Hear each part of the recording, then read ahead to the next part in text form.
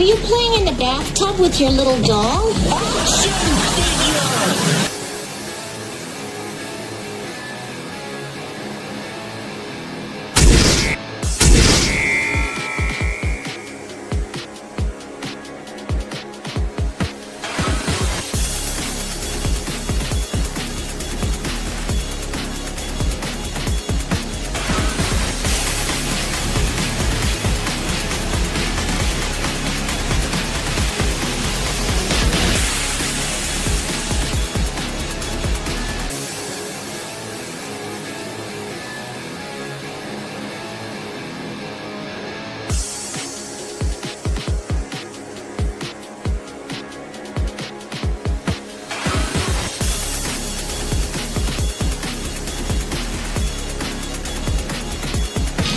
You can do it, Wonder Wheel.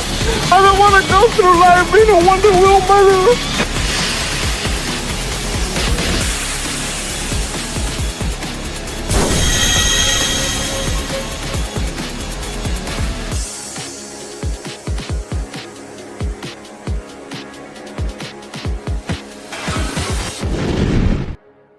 Would you look at that? A toy show. What do you say we go in there and see what they got? Step right up and hear all about wonderful plastic pieces of marvels. Only here on Collectable Past. Hey guys, what's going on? And it's Thursday, so that means it's toy time, and we need a bigger toy boat. Guys, welcome back to Collectable Past. Guys, remember to go ahead and share out the links. So many of you have always shared out the links every single week over there on Twitter and some of the other places, and I truly do appreciate it. Definitely does help the show out. And a lot of these bigger content creators are starting to see the same shit that I've been talking about for over 6+ years with YouTube and their games. But guys, remember to go ahead, share those links out, let everybody know we're going. Let's give the big middle finger to YouTube as we go ahead and get more people in and have more fun and talk about more toys as always, because that's what we do here on Collectable Past, man. And if you can, it doesn't cost you anything to subscribe to everybody's channel. Check us out. I mean, if you like the content and you check everything out, there's no reason why you shouldn't subscribe. It's not going to cost you a dime. I'm not going to ever charge you for nothing. And believe me, YouTube's never going to give me a goddamn thing. But thanks for being here. We're going to be leading in heavily today with a certain something, and if you didn't get it by the title, you're going to get it shortly. But before we get to that, let's go ahead and we're going to say hi to all the people in the chat, and then we're going to welcome everybody, of course, that's on the panel as always. My co-host, what's going on? RR, first one hanging out chat, toy time, and T-minus 28 minutes to count, and DJ Play Nice also hanging in the chat. Y'all know it's a good time to share out the show, send it to a friend, and post a bump on your own YouTube channel and community tab. Appreciate that, man. Super fan Adam Shawhan. Take care of some birthday celebrations, man. Happy birthday to the daughter, I believe, right? Is that correct? Yep. Yeah. Happy birthday. Happy birthday. Happy birthday to you. We can say that now. Screw you. Chaos White, what's going on, buddy? Man, good to see you. Always here, always hanging out, always having a good time, man. And of course, the pigs are doing good. What's going on, Peter Charin? Over there hanging out on Vinnie's channel, man. Good to see you. Gap After Dark also hanging out in the chat. What's going on, Gap, man? Thank you for being here. Gap's always sharing stuff out too. We really do appreciate it, guys. It does help out a lot. They're always playing games. Happy Dinosaur also hanging out in the chat. What's going on, Happy Man? Good to see you guys. Everybody else is hanging out there watching silence. Oh, Keely Chow also there too. What's up, Keely, man? Good to see you. Tina Bojan also. What's going on, Tina, man? Good to see you all. Yeah. Happy birthday. Happy birthday. Yeah, I will, Gap. I will. Yeah, Trina's still getting over some stuff. A little bit of sickness going around.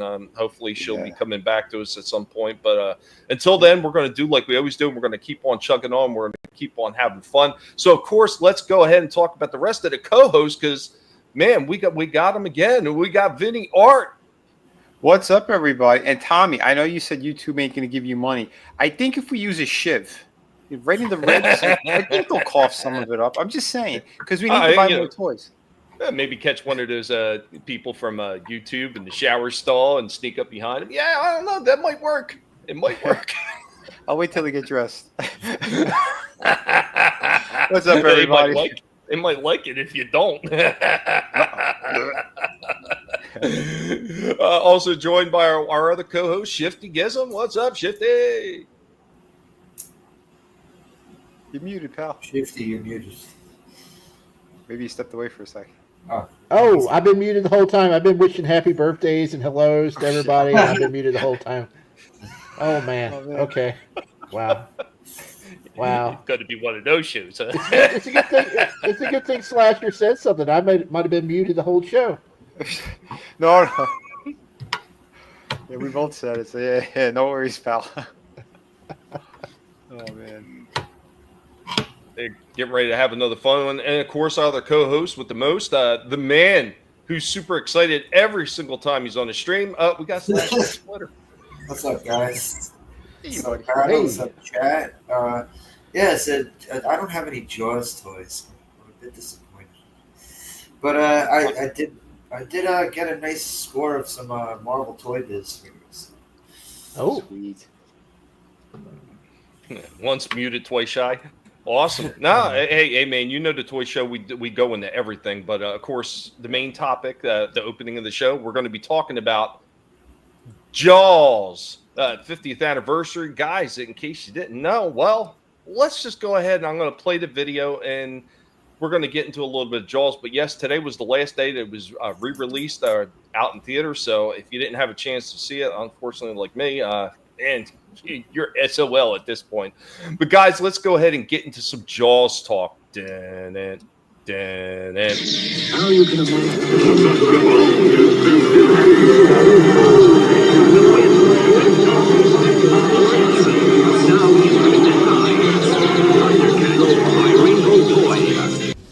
Greetings, humans.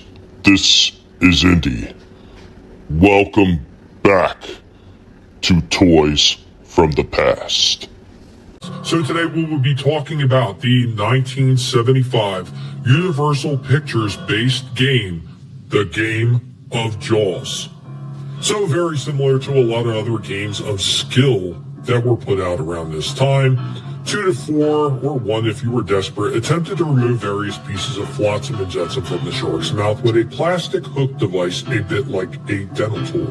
However, beware, because if you are not careful, the mouth will slam shut, and you will not get as many pieces as your friends, and of course, the winner is the one who has the most pieces at the end of the game. Obviously, every time the mouth shuts, it will be the other player's turn, so you want to try to carefully pick out those pieces without incurring the wrath of Jaws. This was a big win for Ideal, getting the rights to Universal's mega hit and being able to create a game off of that franchise, which actually made them quite a bit of money. Now, unfortunately, this game, by today's standards, seems a bit cheesy and outdated. Well, sometimes, as they say, less is more. It was, however, a very simply made game, and the rubber bands which actually caused his mouth to clamp shut would wear out and you would have periodically replace the bands. The junk items that were included that you would have to pick from the shark's mouth included part of a ship's wheel, the offensive gun, an anchor, handbags, some rope, thigh bone, a fish skeleton, sometimes a skull, a camera, a lantern, a boot, a glove, and a walkie-talkie. Different objects were interchangeable in the various incarnations of the game, so sometimes they were actually all blue, sometimes they were yellow, sometimes they were blue and yellow, but there were always a few items like the bone, the skull, and the fish. They were always white. The original game was actually released much later on over the years as Sharky's Diner, and it was basically the same as the original game, except maybe the shark was a different color, or maybe there was more pieces of plastic junk and maybe an extra gaff hook.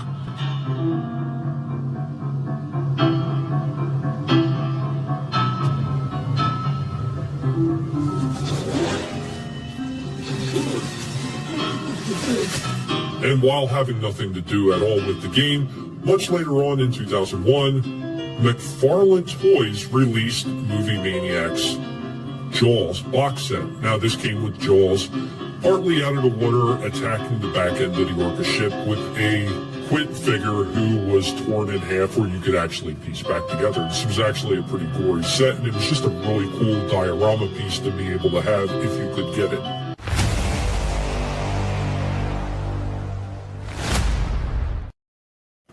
That McFarlane set is so awesome that we always manage to find a way to just get it in there in the conversation. Yeah. Every single time. Yeah. and it had two versions. There was one that was more bloody than the other.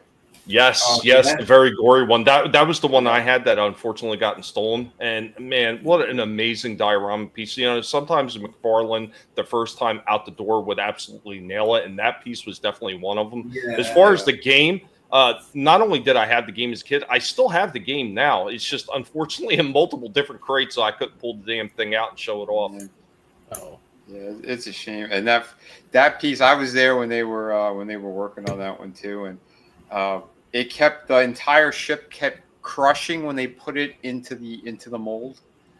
When they were trying to make the molds of it in house, and yeah, the guy who had to fabricate it, he had to fabricate it like 7 times.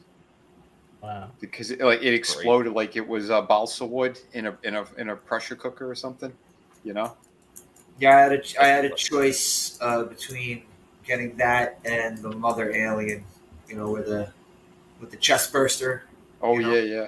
I had a choice between getting that, and I picked the Alien set. I don't know. Maybe I guess I still do like the Alien set. But do you still have it? Yeah, I still have it. Oh, okay. The weak thing about that shit though is the Queen Alien. The top part of her is so fucking heavy that after sitting there for a while, it ends up falling out of place with the because it's connected with the ball, like, you know, the snapping ball. Yep. And that shit gets so, you know how McFarlane's like shit. Oh is yeah. So fucking yeah. Most of those did not survive. Yeah. Real quick, say hello to Steve Kenobi, also hanging in the chat. What's up, Steve? Hey, what's up, Steve? How you doing, brother? Pacific 414 also hanging in the chat. What's going on, Mike? Cool. And a lot of people enjoying this one. Yeah, man, this was cool. It's a cool piece. Such fun oceanic toys. The darkest eyes, the devil's eyes. 340 people went near the pig cage. Only 4 walked away with their toes. The pigs had taken the rest. Yeah, Steve once. Yeah, man, it was really cool, some of the stuff they did. And they've got more modern incarnations that they always keep putting back out there. You know, shark's just slightly different color, but I've seen them a few times, and I always thought about maybe picking up some of the newer versions. It's exactly the same as the old one. And like I said, sometimes less is more. And this is one of those ones, if they keep rehashing it, it must sell pretty well, because every time they've been out, like Sharky's Diner, they weren't out for very long. They disappeared pretty damn quick. So. Oh, okay. Awesome stuff, man. Awesome stuff. So there we go. Our first lead into this, but don't worry, folks. I've got more. So I'm going to give everybody in the chat the chance to decide which one's next. Am I doing a review or am I doing pigmation? You guys get to decide. Let's give them 10 seconds. I want to show something that's only 10 seconds because it is Jaws related, and I remember I still have this. So okay. I don't know if you guys remember this one.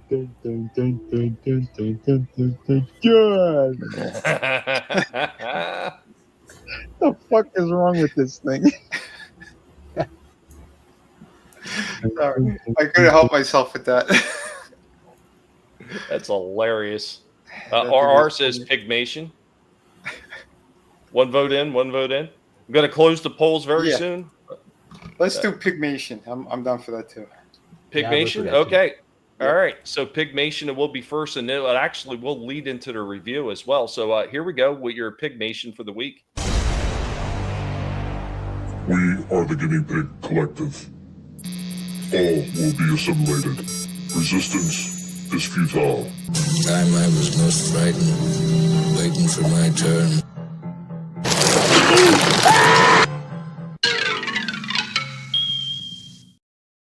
I didn't say it was long. That was great.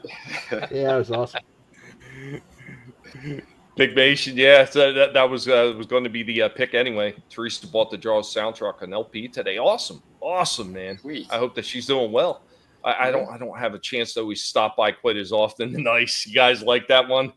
Yeah, I'm playing around with those Pigmations. I'm trying to get better out. I'm working on it. Got another one in the wheelhouse for next week already. So I'm knocking those things out, man.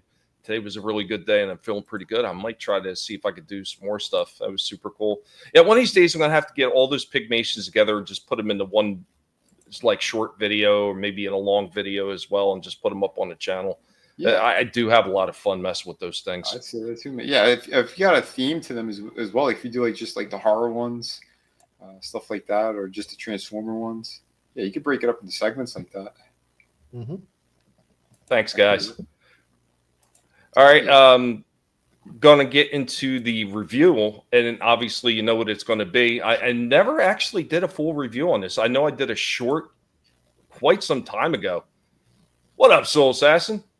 Fun, What's up, exciting. Hey. If you don't like it, go have yourself. That's right. But yeah, never did a full review. So here's the review on that set, and what a fun set it is. And if you're still looking for it, man, you can find it. So here we go.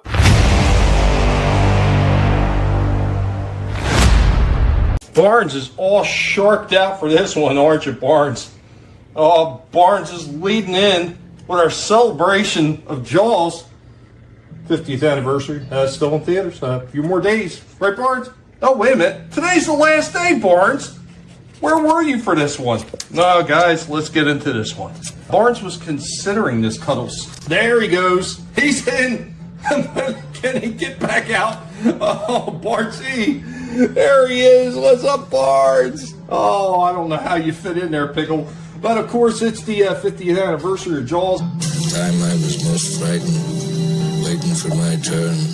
Still in theater. Today is the last day. So if you missed out on that one, like so many of us did, like my broke ass did, we're going to take a look. We did take a look at this a long time ago, but from NECA and 2D Terrors, we'll be taking a second look at Quint versus the Shark. This one was pretty cool. One of the bigger packs that they had out there, NECA has for the 2D Terrors, but this one was really sharp. I did absolutely love this one. They did a few other ones that were pretty cool, but I think as far as their bigger double packs, this is the one that stands out the most. Inside the box, got this little diorama. Of course, we come with Quint. Quint's a little bit difficult to stand. He does have like turn down here. There's no waist or nothing like that, so you got to kind of mess with these feet to be able to get him to stand. There he goes. We got Quint standing. He's got movement in the arms. They turn up like this. Got movement at the hands right there, both sides. And then he's got turn, and he's got a little bit of pivot there in the head too. That's pretty cool. So Quint comes with this big old spear, this hooked spear, and he does come with the machete. Also came with this fin, just a standalone fin. Put anywhere you want, kind of simulate the shark coming through the water. But of course, the main attraction for this set is the big Jaws bust. This one's pretty cool, and these teeth are actually kind of sharp too. It's kind of hilarious. I'm sure if you're not paying attention, you could probably cut yourself on those things. But not bad for a 2D Terrors Jaws shark. And of course, there's just enough room to take all the weapons off Quint. Absolutely stuff them inside the mouth of the shark. There's just enough room to stick them in. Not all the way, but not all the way. She was a little upset about that, but yeah, there you go. Not bad, pretty cool. 2D Terrors and NECA. Every once in a while, I still see this one out in the wild, so I mean, if you're looking for it, you might be able to find it. Guys, hope you enjoyed this show off with Barnes in the Shark Cuddle and our Jaws 2D Terror set.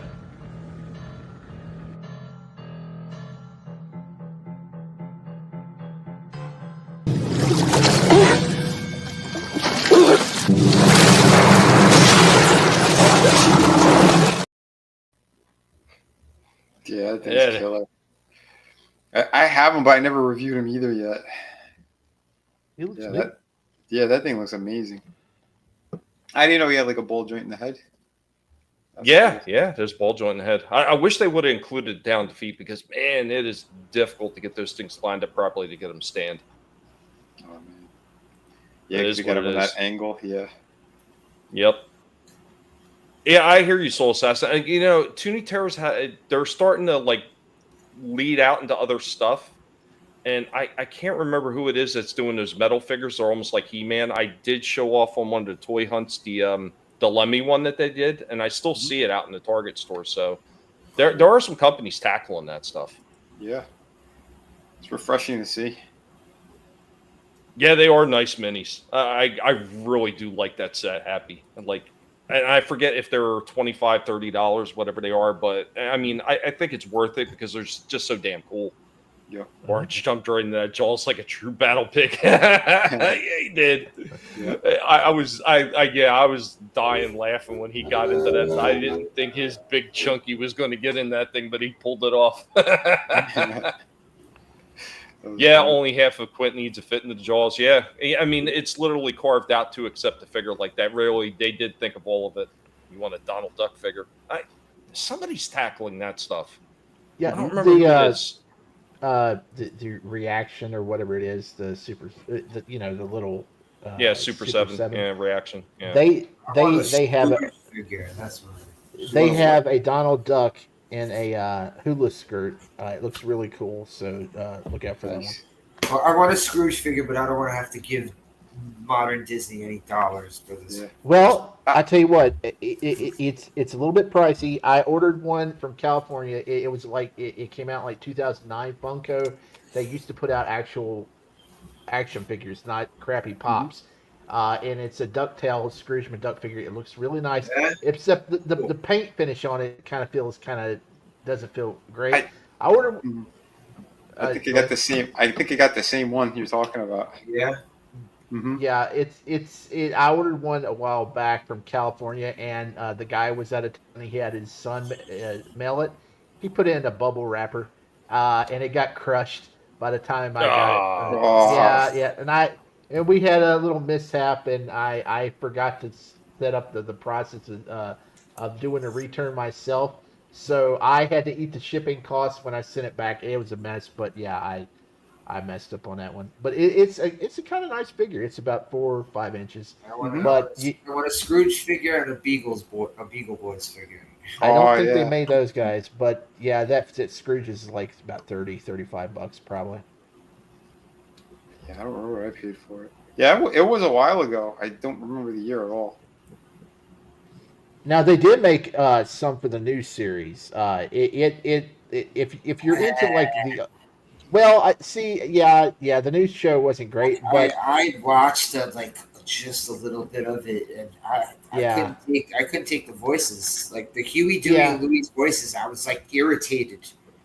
But I tell you what, the figure for Scrooge still looks cool because he resembles the old comic book version of Scrooge. If you used to read the old Disney comics. The brown coat. It's kind of red looking, but yeah, it's more of a brown reddish color. Yeah. That's awesome. That's cool. Yeah, I mean, if you're looking for it, more than likely there was some company that put them out. Now, before we get into anything else, I did want to mention, like, beyond just what I showed off, there was plenty of other stuff. How many of you guys know that Kenner was making Jaws figures? Oh. No, I never. Oh, this is from back in the day? Holy shit. Wow. Never seen it. It's like that G.I. Joe. Yeah, I see he's got the Joe elbows. Yeah.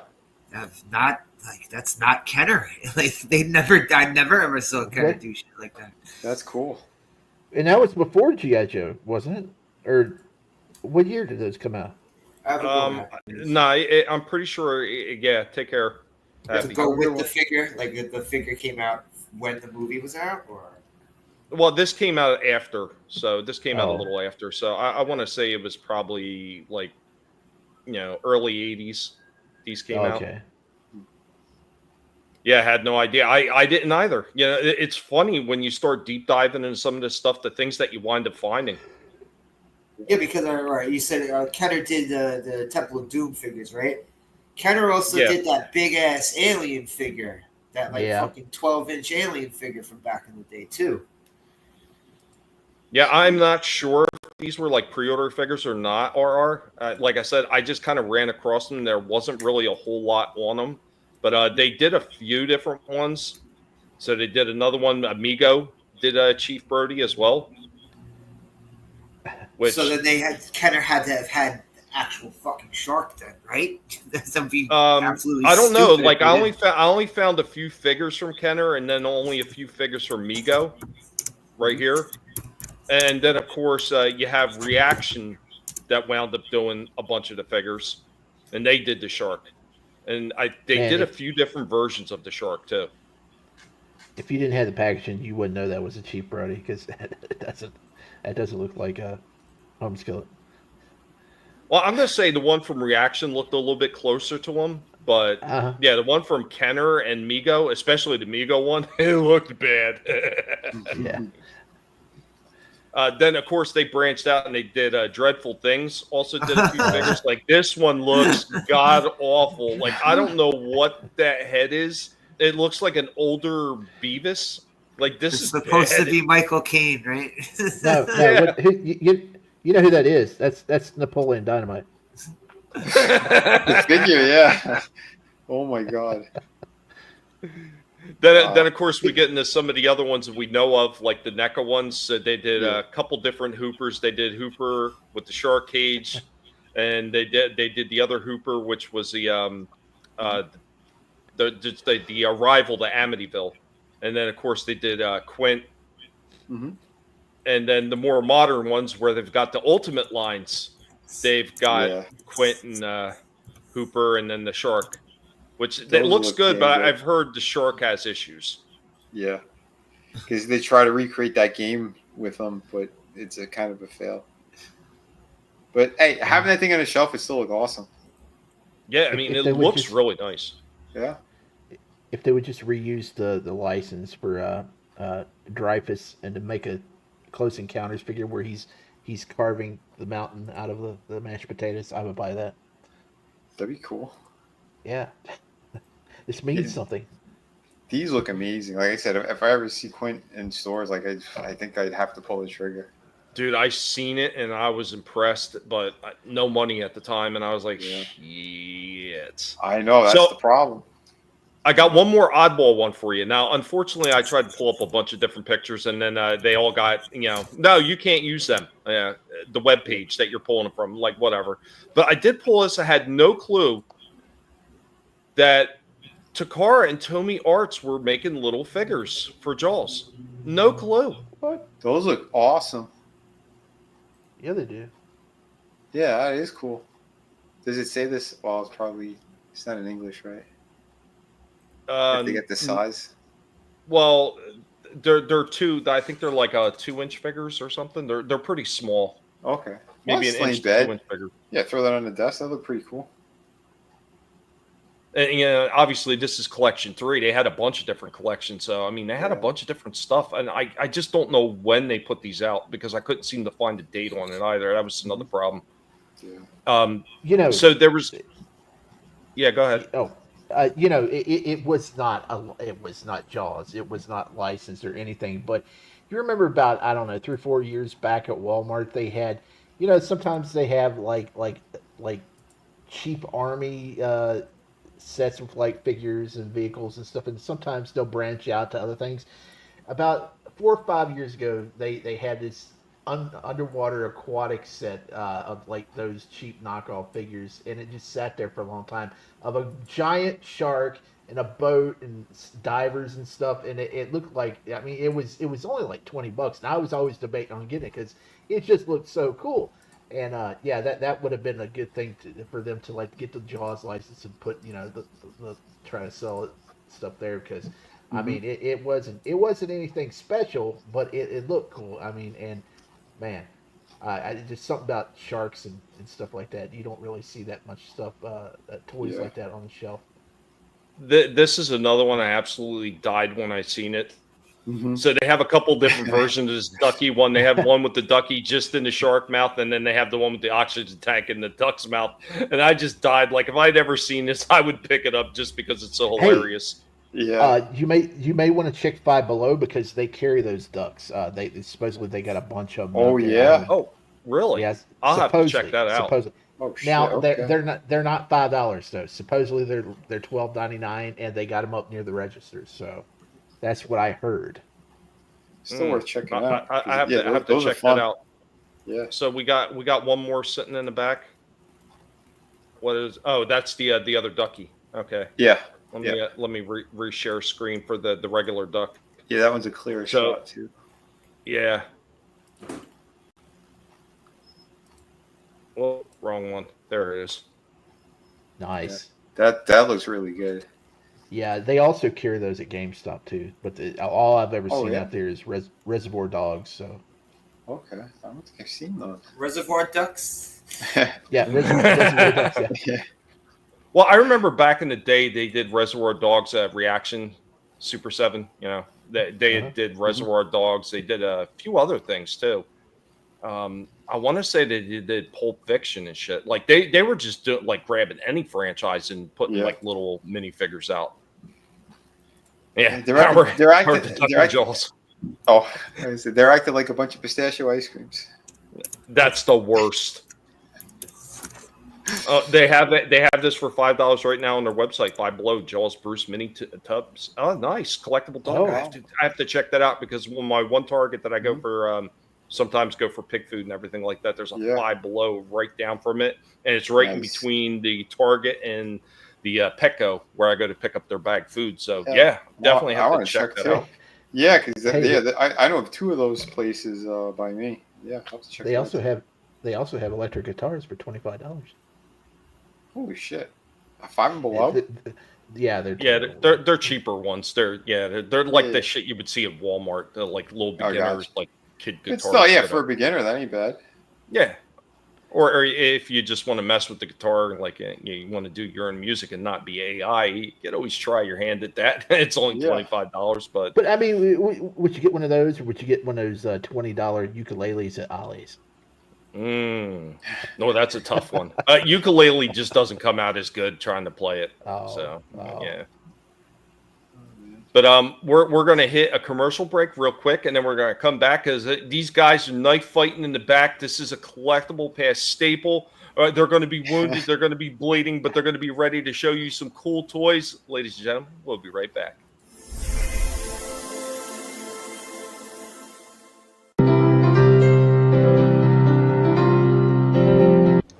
I am your Professor Indy of the Guinea Pig Collective.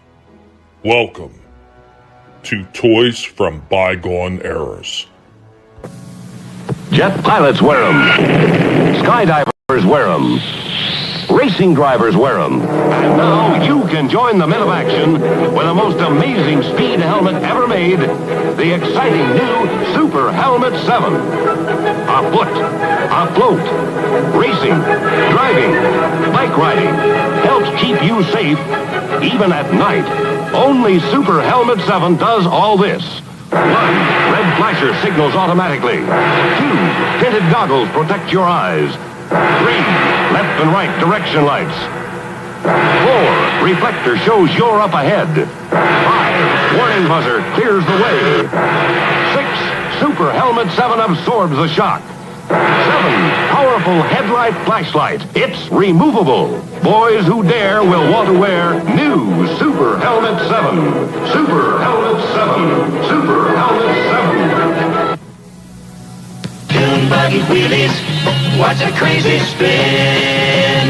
Na na na na, na na na na na. Dune buggy wheelies, get your friends uptight. Dune buggy wheelies, man, they're out of sight. Remco makes 4 different dune buggies. Get them all. Press the button and do wheelies. You can race them anywhere. Get Dune Buggy Wheelies by Remco.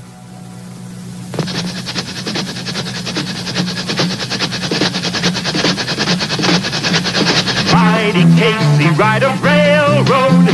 See the giant engine, big and strong. Mighty Casey ride a railroad. And you're the engineer that makes it drive along. It's the Mighty Casey Ride 'em Railroad, and the little old toy maker made it just for you, complete with a rechargeable battery. Just put in your driving handle, and you're the engineer. Back up, Mighty Casey. Couple on the freight car. And away you go! Mighty Casey ride a railroad. Hear that diesel horn when it starts to blow. You will love the ride of railroad. And you're the engineer that makes the whole thing go. And you can buy extra cars and tracks. Get Mighty Casey Ride 'em Railroad by Remco. Mr. Brain, watch him go. and he puffs real smoke as he travels to and fro. It's Mr. Brain. Just change one of the 6 cams, and Mr. Brain goes twisting and turning on his way, all by himself. He's full of tricks, he's full of fun, and you're the one that makes him run. Mr. Brain's the one for you. Mr. Brain! By Remco. Holy crap! That Mighty Casey Railroad—that's like a miniature version of like the Christmas trains at the mall. What the crap? That was right? Amazing. That was amazing. Yeah, those things are cool. Could you imagine you're having a house full of kids riding those things around all the time? That's nuts. That's great. Is that a prototype for the first vape, Mr. Brain? Where's Pinky at? Holy shit. Oh, man. The cheese. The cheese is great, man. I love those old commercials, man. Some of the stuff that they came up with to entertain kids was just absolutely outstanding. Yeah, they were. Oh, yeah. Herbie and Robbie, the robot. Yeah, kind of. Mm-hmm. It's cool shit, man. But yeah, man, guys, that's the Pigs opening salvo. I hope everybody's having a good time. Remember to share the links out there. I hope that you were enjoying all this with us. And man, there's more fun on the way. We are only just getting started. That's right. Yeah, I got one over here. I was in a little bit of a toy hunt this past week, and okay, so Walmart they supposedly have these beautiful displays and everything. Well. I didn't find the display, but I did find this piece, and after seeing him in person, I put it back because I'm here. They had the Rhino. Now, don't get me wrong, he does look really good. Too much. Way too much. It's $40 for a reissue of a figure that's got to be like close to 15 years old. Like, oh, really? He was pretty old, this one. 15 years old? Maybe 10. I think 15, to be quite honest. I think he was a build-a-wave figure. How long ago did Toy Biz lose the license? It's been a while. Yeah? I really wish I still had my Toy Biz version, because he was one of the first Marvel Legends that came out, Rhino. He looked so awesome. I wish I still had him. He looked a lot. I think he looked better than this one, because he had shoulder pads and stuff on him. I think I remember that one. Yeah, if I go through some of my older bins, I might find something. But to be honest, I don't remember if I actually do have this guy or not. I don't think I do, because it's been so long. But seeing him in person, I'm like, they could have given us updated stuff. They could have done double hinge for the legs and all that. It's just a re-release at a higher price, and I don't understand why. Well, the good thing about this is, Spider-Man. Yeah, since it's Walmart, they usually, the stuff that doesn't sell, that usually goes to Ollie's. So maybe this will be like those Joe Fix-Its and stuff, where it'll go to Ollie's and we can get it for like $20 or something. That'd be pretty awesome. Yeah, for half the price, I would have gotten it, but for that full price, no. And actually, I was looking for the Sandman. That's the one that I wanted, and I couldn't find them. Here's the thing: I talked to the one of the employees there, and he goes, "Yeah, wait a minute. There's supposed to be a bigger display," and he's checking on his phone or whatever that contraption they have there, and he brought me to where it's supposed to be, and it's like sports equipment. He goes, "This isn't supposed to be here." So they have more stuff. It's in the back, and they won't take it and put it out. So that's what sucks. I'll have to look. Yeah, this guy was on the top of a shelf. Walmart, but this was on the very top shelf.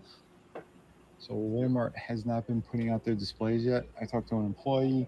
They said the same thing. The aisle it's supposed to be in, something else is there. Probably heavy, right? Yeah, some weight to them. Toy hunting has been a pain in the ass lately. There's a couple other things they got. All right, folks. He still looks good, but I don't know if I'm going to pick him up. He's definitely not worth it, especially if you see 30 would have made more the sense. War Machine set. Oh, yeah. I seen some people posting up photos of those. Why? Was he a part of the... No, like the newer stuff blows this out of the water. Oh, so, okay. Yeah, because it's like, what is the 2-pack is like, what, $60? Yeah, Omega Red and him is in a 2-pack. Yeah, War Machine and yeah. Oh, the Capcom. Yeah, the Capcom Yeah. ones. Well, Yeah, Capcom. Capcom in quotation marks. Yeah. Yeah. It's like, how can we do Capcom without actually having to pay Capcom? Exactly. We just call it Game Reverse. Oh, I did find, if Adam's still in the chat, he might dig this. So I don't know if we're ever going to get Linda Carter, but Comic Shop did have the 1966 one. So it's not her face, but it is the costume. Oh. Linda Carter. It's the 66 stuff. I mean, the face is totally different, but Hey, man. costume. Still looks good. It looks better than that other Wonder Woman they just put out. I think they're Yeah, gonna release that old video one. ones before he uses the license. They would have shown photos already. But this looks pretty good. This is pretty cool. Hero hacks the Phantom. Oh, that's cool. Oh, wow. Very They're tiny too. It's a pretty good set. What's the price on 60 bucks. that? If you get that Yeah. McFarlane Night King, the purple figure, Very detailed. you can easily turn him into the Phantom. Guns, alternate hands. Which one? I think he's called the Night King or something. He's or come with the sword? something. He's purple. He's kind of bluish purple. Uh-huh. And Oh, yeah. he's a McFarlane figure. Yeah, he's one of the collector's lines. I only see him at Target, so yeah, you could easily turn him into a Phantom. Yeah, that would work. That actually would Horse's work. articulation looks pretty good. Back. Yeah, for these little things, I mean, like, that's not bad, but the price is, so. Who made Yeah. this one? Hack? I've never heard of them. Well, no, I have heard of them, but I don't know what it stands for, the name of the company, because it's, So here's what you know, like the abbreviated thing. It's just, it's Hack, though. HACCK, I think. But, yeah, not bad for something that small. Pretty good articulation, I'd say. Good quality. Hey, no worries, Adam. No worries. It is what it is. Yeah, Stig, and Yeah, I man. mentioned it a few times. If you could find the one that did, the hero line that they have, man, that Phantom in that one is absolutely killer. I showed it off a while ago. Just an absolutely picture perfect Phantom figure. Yeah, that's when I know that the sculptor who made those, and yeah, he did an amazing job. He did the Raziel from Soul Reaver as well, and the really big Deadpool piece that NECA did, the one that's like, I forgot the scale. Is it 18 inches, maybe bigger? Yeah, it was pretty massive. But yeah, no, good stuff for sure. Let me see. Yeah, and Gap was saying long overdue for a Linda Carter figure. Yeah, absolutely. And I'm kind of surprised that Tor isn't jumping on it. But you know, he's a bit of a nitwit, and while he may knock some shit out of it, yeah. But I mean, while he may knock some things right out of the park and get it right out of the gate, other times it's like his own stupidity keeps him from doing the things that he should have been doing a long time ago. So. Yeah. And as far as some of the prices on the, real quick, Vinny, as far as some of the prices on these, I just sent Vinny a link earlier. I think it was earlier today, where Hasbro is pushing forward with the higher jacked up prices on a lot of their Marvel figures. So they're literally trying to price all the collectors right out of market. And I guess they're looking to just figuratively cut their own throats and just sink their company. I mean, this is stupidity on their point. I'm sorry. Go ahead. On all their Marvel figures, especially like their higher end line of Marvel figures. Really? They're jacked all the prices. I've got like just about everything reserved right now, and they didn't jack them up on those. Well, later on I can send you the link to what I sent to Vinny. Well, it must be the stuff that they're going to announce here soon, because the stuff that's already in the pipeline, those are like just $50. They have they showed all the stuff that they were putting out this year. Yeah. That Cable figure I got, they're reissuing that this year. Oh, okay. That the Wonder Woman knockoff figure you brought up a while back, Vinny, the princess or whatever the fuck. Yeah, she's supposed to be reissued. I hope so. I'd get that one. That one looks good. While we're talking about this, I think next week you can reserve it right now, but they're mystery spots on Walmart's website. There's 6 more of the mini comics line that's supposed to be dropping in December, and one of the tipsters says it's going to be Rachel Summers, Black Widow, probably the gray version of Black Widow, Daredevil. We do not know what suit. Silver Surfer. I'll definitely get that one. Feral and the astonishing X-Men Beast, the ugly cat-faced beast. So that's what's coming in December. In December, okay. The Rachel Summers looks really good. I think I'd want that one. I've always liked. Yeah, those are the ones that'll probably be about $3 more, because I think I did hear something like that they're raising them like $3 per figure. I believe that the link that Tommy sent, I think it says that it was going to be 2026 is when they're hiking them up. I believe so. Did anyone see the Super Scroll? The Super Scroll? Yeah, bring that up. Bring that up. Yeah, this looks fucking awesome, but it's a fucking exclusive. It's always an exclusive. To which store? Comic-Con. Oh, assholes. It may be on Hasbro Pulse. You can get it because everything else was on Hasbro Pulse. Yeah, this thing looks fucking dope, though. Yeah, it does. Oh, it was the build-away figure. They changed some parts on him. Yeah, they didn't give him any Sue Storm limbs, though. I think one of the arms is like partly clear. Yeah. You see where the stretchy arm is? Here? Yeah. Oh, speaking... I can't really tell. It looks like it might be painted. Well, I wanted to say real quick, since you mentioned that, speaking of partially clear, so anybody who's read The Last Ronin with the turtles knows, if you haven't known by now, that book has been out long enough. This is not my fault. So all the turtles are dead except Mikey. Mikey's the Last Ronin. They just NECA released a Last Ronin set of Leonardo, Raphael, and Donatello, and they're all like they're not fully transparent, but they're semi-transparent. They do look so nice. They're all like the ghosts that you've seen in the book. So I was like, that's actually pretty cool. I like that. Yeah, hell yeah. That Super Skull figure, that thing was released originally. A Build-A-Figure? Yeah, it was the Build-A-Way figure, but it was the one that had that really awesome Doctor Doom. And the Fantastic Four were like mostly black. 2018 Walgreens.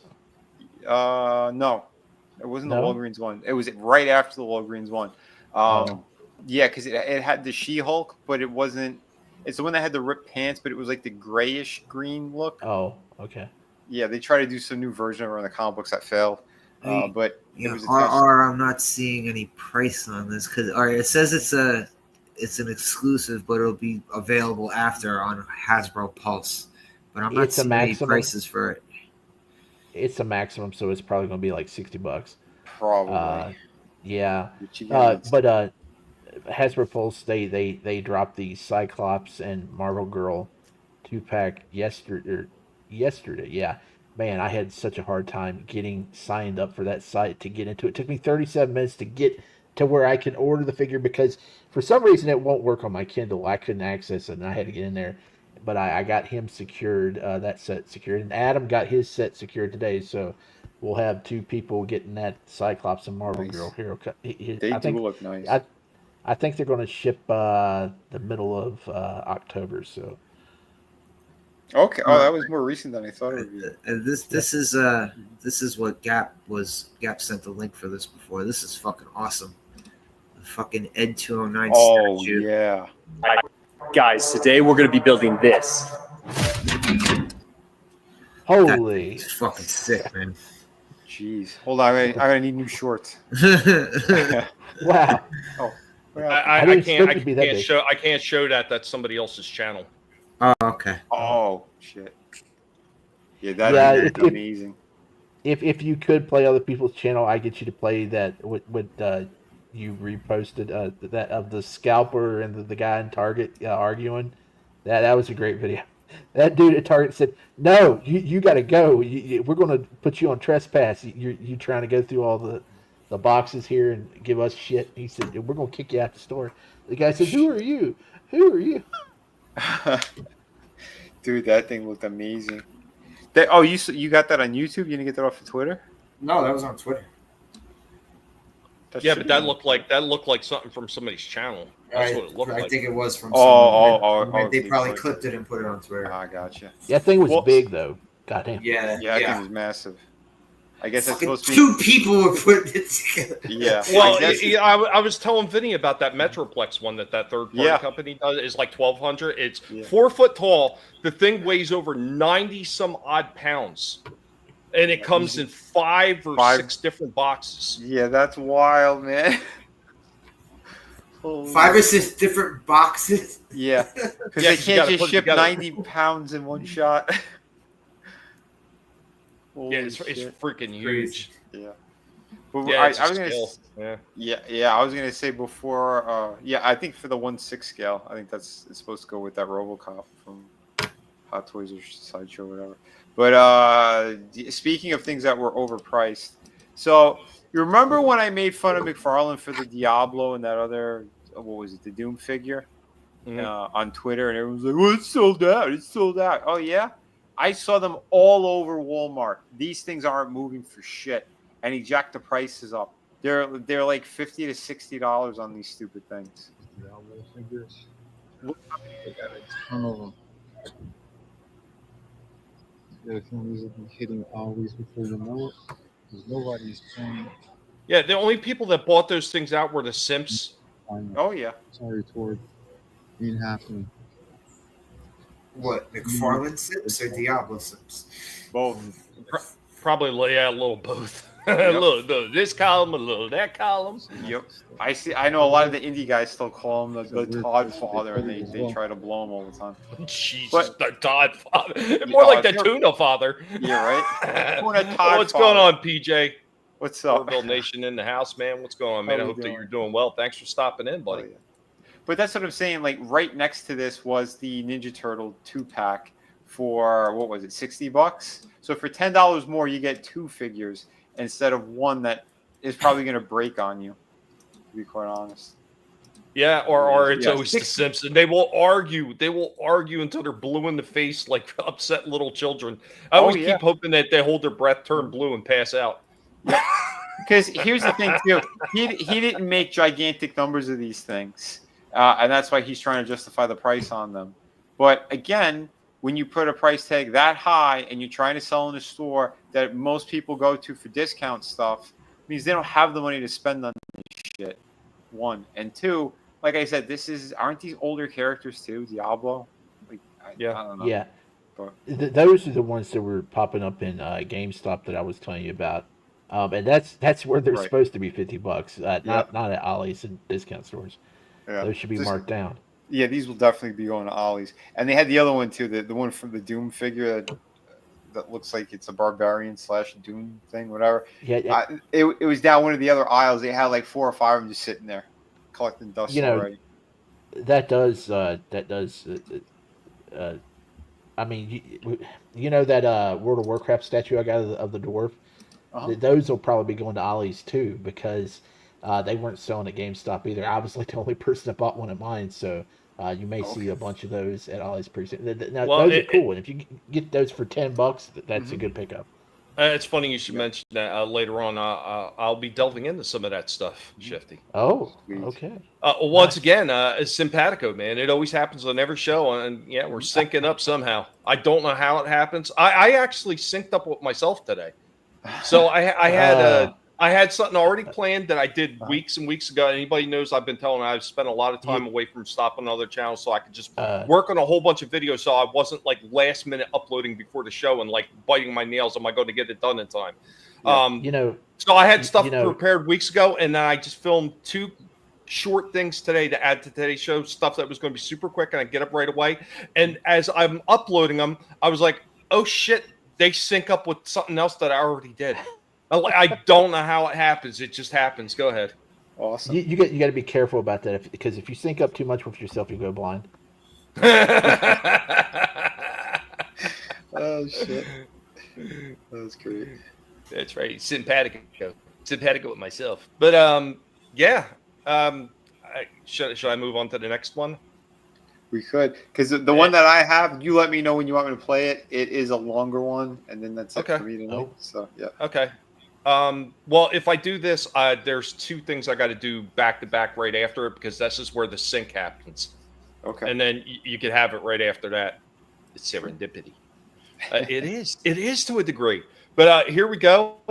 We're going to break out the pick for this one. In case you don't know, the pick's going to do all the review on this one. I am stepping out. Indy, it's time for you to take over, my friend.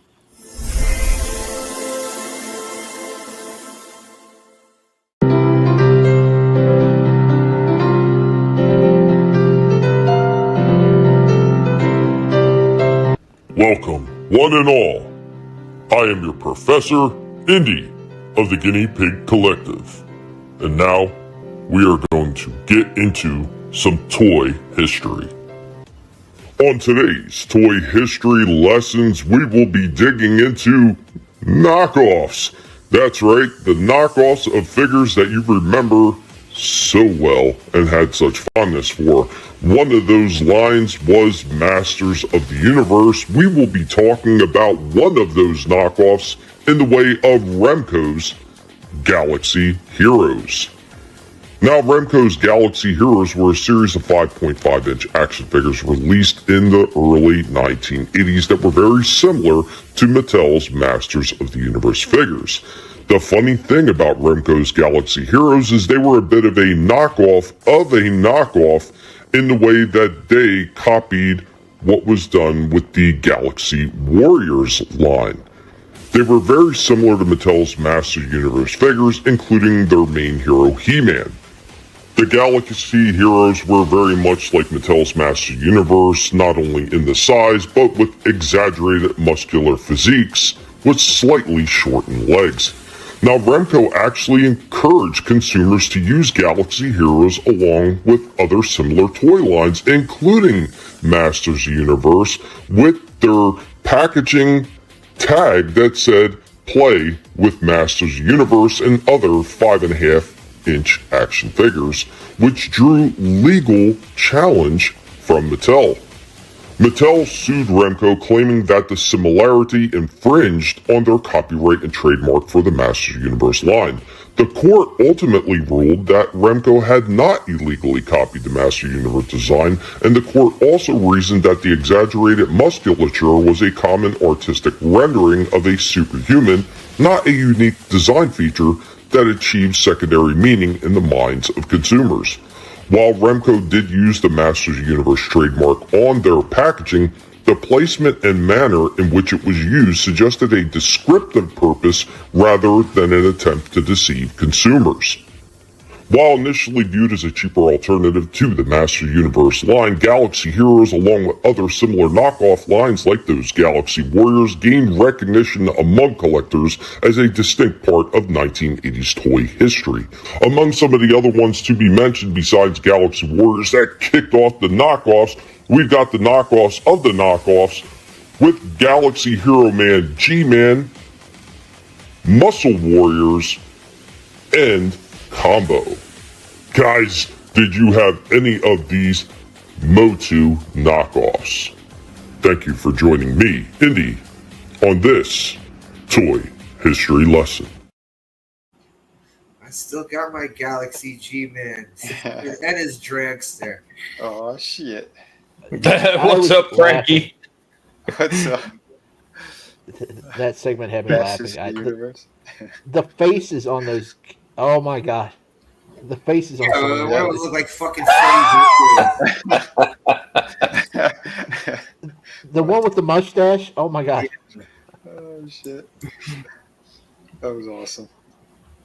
Yeah, I when I was digging in and I was looking at a few of the other ones I wasn't aware of. Like Slasher and I talked about the G-Man one because he has one of them. But when I started looking at some of the other ones, I was just dying laughing.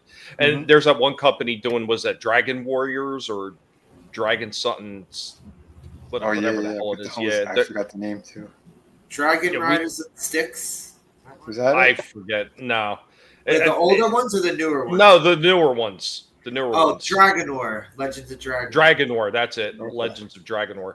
Yeah, so they're doing those now. Yeah, look at all those wonderful knockoffs. You know, some of those things were absolutely hilarious. I think the worst of the knockoffs were the fake Teenage Mutant Ninja Turtle ones they did, which we'll probably get into at some point on Indie Toy History lessons. Because they were horrible looking. Bro, no knockoff is ever going to defeat Robert Kopp. I don't know. Yeah, that takes the cake. I told you, man. No, I want a Robert Kopp, so it's not that bad. Guys, I told you when I win the $2 billion, I'm gonna buy. No one's gonna know, but you're all gonna get Robert Kopp figures. So leading off that, like I said, I just don't know how I do it, but we're going to get into the character breakdown, and you probably guessed it's going to be a Motu character. So let's go ahead and break that out only here on Collectible Past.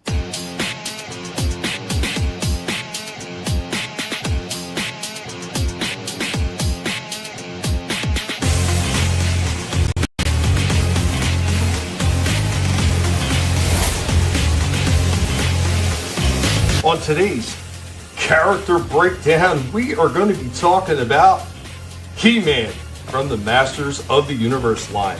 Of course, many of us remember He-Man from the cartoon where Prince Adam held aloft that magic sword and said, "By the power of Grayskull," and turned into He-Man, but that is not the original story of He-Man. So in the original mini comics that they wound up including with the original Masters of the Universe line, which, by the way, the original Masters of the Universe line was originally going to be called Lords of Power. So in the Origins line, when they did some of these figures, they actually released a few figures that were sketches, and they actually put LOP on the packaging, signifying that Lords of Power name that was almost used.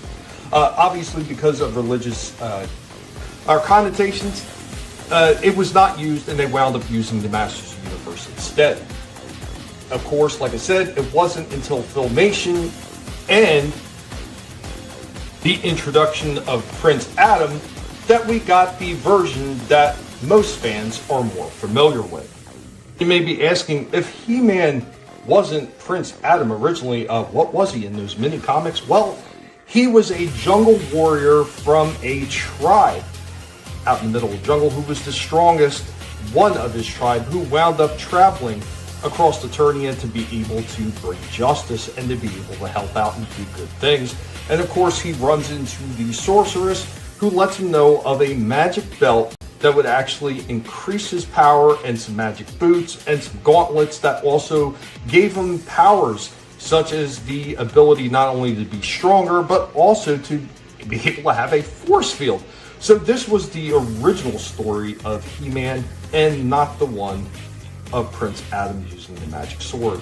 Of course, in the original mini comics, he mostly used a battle axe.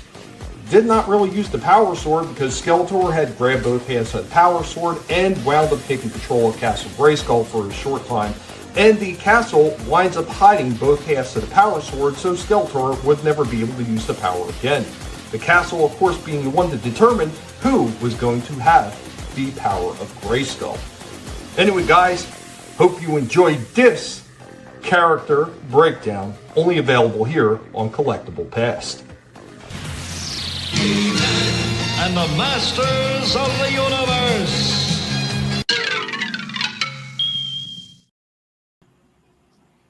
That's so cool. Yeah, man. Yep.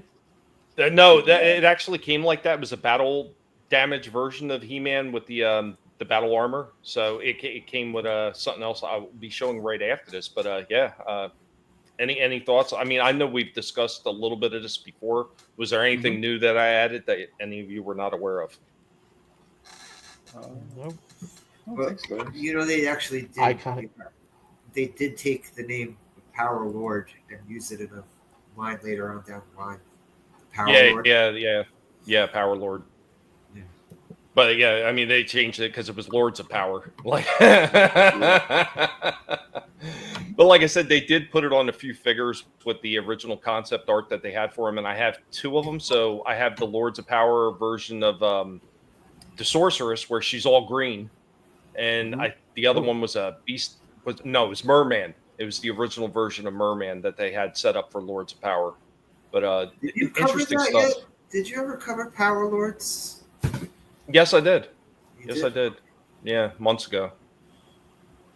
I've been through so many of those different topics with all these different Yeah, it's hard to lesser keep known up. toy lines. Yeah, I'm creating a list so I don't get lost. It's gotten that bad. But yeah, so right on the heels of that, we're going to get into a spotlight, and then I'm going to hand it off to Vinnie. Slasher, if you got something, you're more than welcome to show something after that. If not, no worries, no worries. Gamora sorceress. Yeah, it was just kind of weird. It was because somebody had made a coloring mistake in the mini comic, and they made her all green. That's why they wound up making the figure like that. But the more you know, the more you know. A lot of weird stuff that happened with the creation of these toys and with all the media that wound up accompanying them.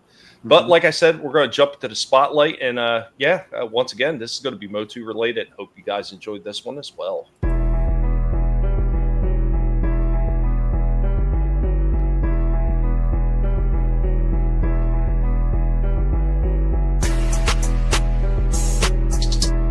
Today on our Toy Spotlight, we will be taking a look at Masters of the Universe, and we will be talking about Battle Cat. So we got this original Battle Cat right here, granted minus all his armor. Thank you, Steve, for sending this one, but originally created in 1982 and released with that Motu line in 83, the original Battle Cat was not even really supposed to happen. So they were a little bit lacking on vehicles for the line. So what they wound up doing is they wound up dipping into some of the molds that they already had existing, and this was part of their Big Jim line, and it was the Tiger Jungle Cat from that Big Jim line. They basically just painted it green, threw orange stripes on it, and they wound up putting a saddle and a head harness and everything on him, and he became Battle Cat for the Masters of the Universe line. A quick and easy way to reuse one of the molds that they already had existing to be able to add onto this new toy line. Taking a look at the battle damage version from the Origins line right here, a lot hasn't changed over the years with the re-releases of this Battle Cat figure. Still pretty much the same, granted sometimes a little bit more articulation. Unfortunately with this one, just not quite enough, but still, who can imagine He-Man without his trusty Battle Cat at his side? However, there was no Cringer originally in this. It originally winds up taking place when Lou Scheimer and Filmation got the nod to create the He-Man in the Masters of the Universe cartoon to be able to accompany that toy line and help promote it, and that's where we first wind up with Cringer being turned into Battle Cat.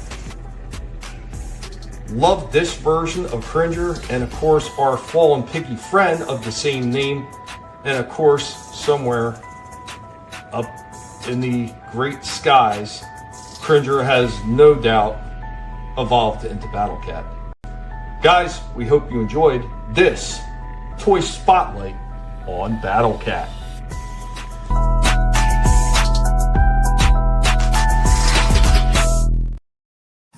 Nice. That was a good tribute to Cringer as well. Yeah, man. Rest I in had to peace. throw that in there. That was awesome. Yeah, I have the Masterverse one, and yeah, that thing is, or I guess it was Revelation. I don't know, the one that they released when they made like the 6-inch figures. I think they did a killer job on that. Yeah, really sometimes awesome. they really did go all out. Like, we talked about that He-Man one, man. Mm-hmm. They absolutely killed it with that He-Man, and even the Skeletor, which one I was never able to find. I mean, it looked phenomenal. Yeah. Oh, just amazing. Because I got the Hordak and I got the He-Man, but I couldn't find any of the other ones.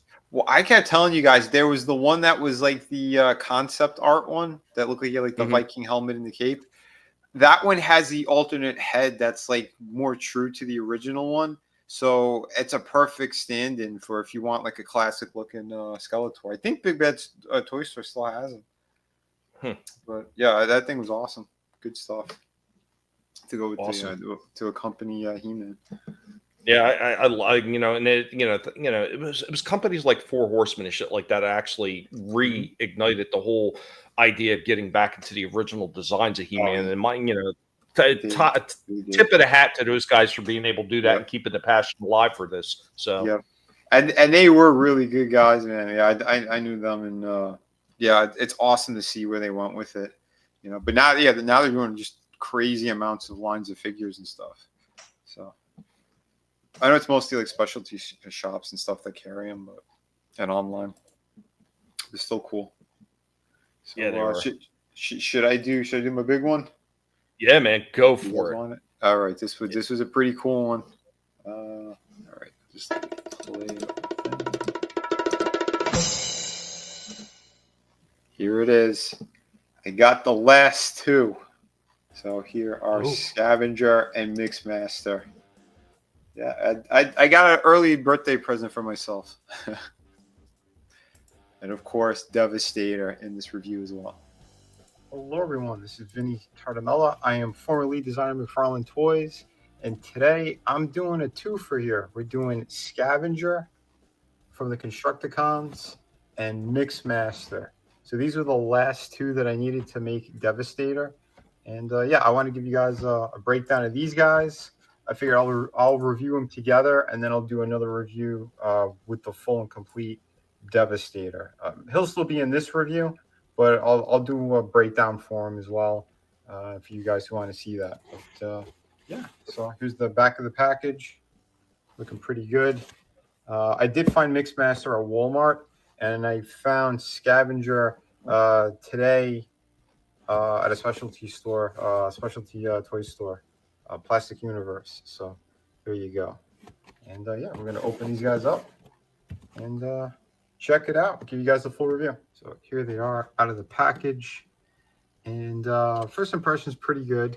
I wanted to show you guys that he does have the same joint as Scrapper, so that that's going to be when he's in, Devastator mode.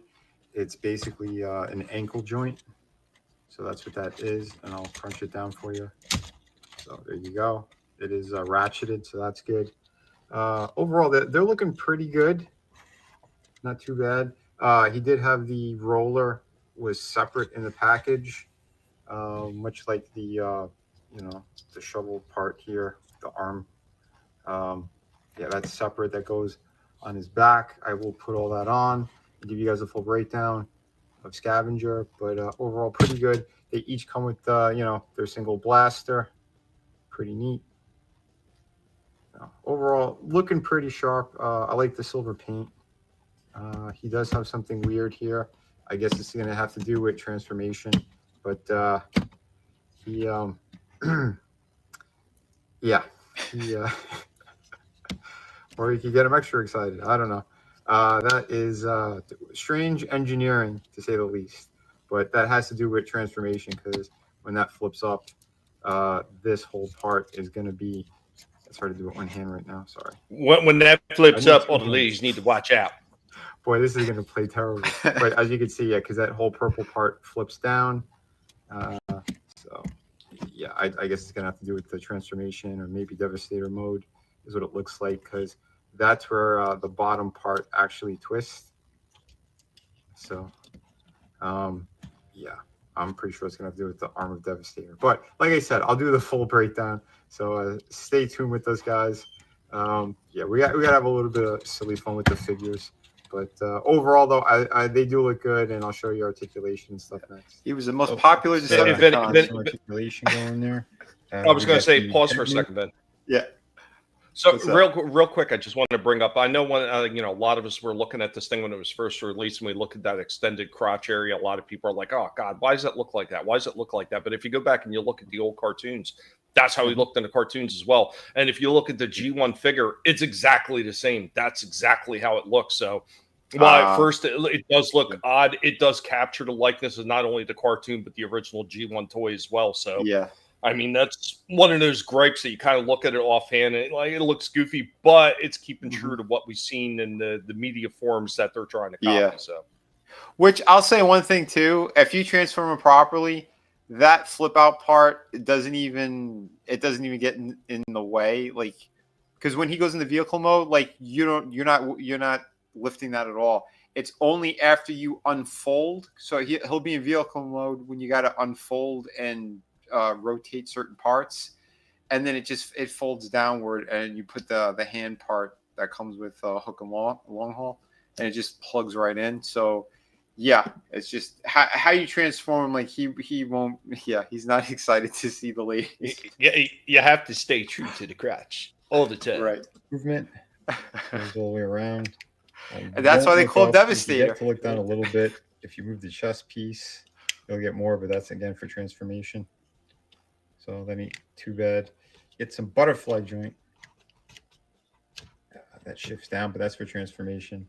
He does have the ball joint up there, ball joint at the elbow. Nothing on the wrist because it just goes inward. Legs are fantastic, perfect splits. He does have the articulation up there. He's got the knee that goes 90. The foot. There's surprisingly a lot of movement in the legs. If you want to do that, you can do that. Yeah. When these are snapped together, that's pretty tight. So just let you know that. And if you want to get him to stand properly, you just got to bend the back a little bit, and he holds pretty well. So over for Mixmaster. Again, he's got some limitations on the arms, again, because of how he transforms. He does have swivel up here. He does have the single bend for the elbow, nothing for the wrist. He does have the that side pivot because he is a foot. Because he's a little teapot. So they kept the pivot for him. So that's pretty good. No rotation at the waist, but Scrapper is the same exact way. He's got that ratcheted thing going on there. Again, splits are fine. Legs are a little bit loose because it's heavier on the bottom. But he does have thigh rotation. It does bend 90. Goes the other way as well because of transformation purposes. And he does have the kind of again that hinge. So yeah, there you go. Overall, pretty nice, but we know the main reason why we got these guys, and it's to build Devastator. So I'll give you guys a quick look, and then I'll have another video where I do a full breakdown of Devastator. So yeah, hope you guys enjoyed this one. Vehicle mode looks great. They're yeah, I was going to say that their vehicle modes look a lot better than Scrapper's did. And they do look pretty cool. I will say that. I got to snap these together a little bit better, though. I know they can get a little more flush, but yeah, the hinge by the cab part, the arm they need to fix that. They goofed. So there's the hinge. It's supposed to go into that groove. It's not going into that groove. So I think I've seen a couple other people make mention of that afterwards. But yeah, keep that in mind. Put it down. This hinges. Oh, sorry. That hinges. The whole thing does. So good stuff. There are no wheels. So it is what it is. Here is Mixmaster. He could I'm surprised they didn't put the mini wheels under there like they've done with some of the other figures in the past, like the tank ones where they have the little mini wheels so you can roll them. They didn't put anything. There's a few people that they've been getting very vocal about it because again they're charging some decent money on. I mean both arms are basically the legs are the same. They just mirrored them because of how they kind of plug into the Devastator body, but they're essentially the same thing. I agree. I think they could have put wheels in there. They definitely could have. And the other thing is, like, when I was griping about Scrapper, like, one of the few things that really pissed me off is the fact that he had no ratcheting joints in his arms and his legs. And like you're saying, there's the limbs are a little bit sloppy on some of them, like maybe even Mixmaster. I mean, especially for $35 Voyager figures, they should have had even like the smaller versions of their ratcheting joints where it's at least something. So these things ain't slopping all over the place. Same thing, like it's the same gripe I had with that Studio Series Optimus Prime. 0 ratcheting joints in that thing, and transformed a few times, all the limbs are loose on it. Yeah, I mean, I don't understand how they do that because, like, this company, especially with this set, they're raking it in. Pretty sharp. They're raking it in. Stuff there. The underside. I actually put his weapon. You might be able to if you could. It's kind of snug, but if you want to hide it, you could. The thing is from on top. It doesn't port in all the way if you do that. But if you fidget around, I'm sure you can get it pretty good. That's the best I can get it to. If you want, though, you could plug it on the sides there on either arm or on top here. So there you go. There is vehicle mode for these guys. There is no rotation in that. Yeah, I think some of the knockoffs, they actually had a feature you could rotate it. But yeah, they look pretty cool. Like I said, the weapon is over here for a scavenger. Here is what the foot is going to look like before you attach it. Obviously, this is going to close on top and secure it on the hinge part. So there you go. And the arm is what it's supposed to look like. So there's a lot going on there. But yeah, and then it's just gonna slip on. Yeah, I think this guy looks really, really good. There are extra parts that kind of you use to kind of secure it. So there's kind of tabs that get into either side of the treads so that this whole chest piece is more secure. I mean, overall, this feels really, really solid. You know, he looks fantastic. Beautiful, beautiful job they did on this. Here's the back. It's the only part where you kind of get that kibble and everything, but I don't mind so much because we are looking at him from the front. I do like that he has some waist turn. That's a beautiful thing. Head turns, you know. Weapon storage is kind of like all over the place on him. So like you could put, again, I kept the one that was on scavenger there on either side of the legs. Put the other ones. There is Scrapper's gun. So yeah, if you want weapon storage, you got it all over the place on him.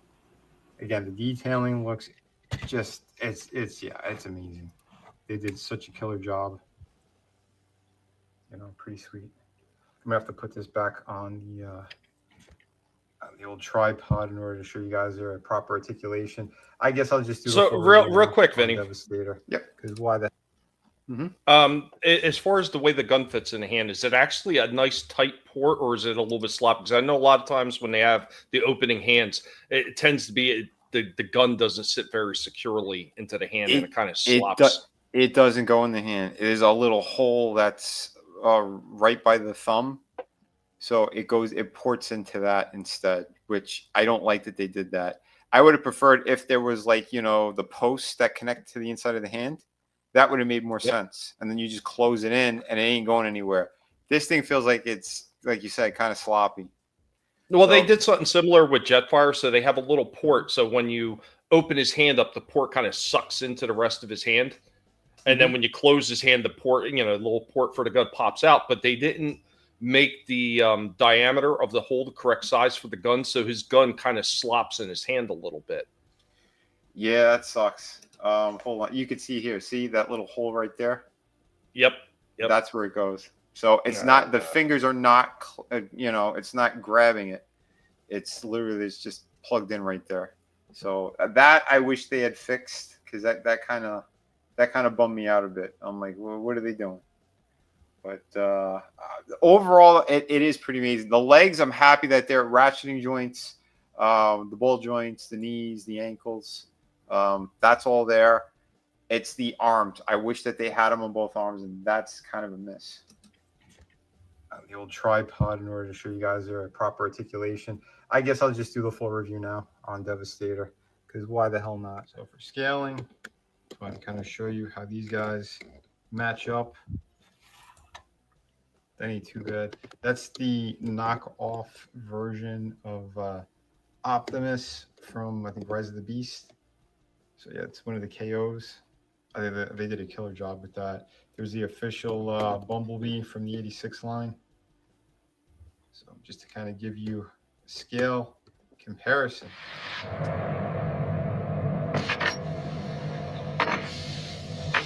That's pretty cool. So again, he does have, we'll start with the legs, why not?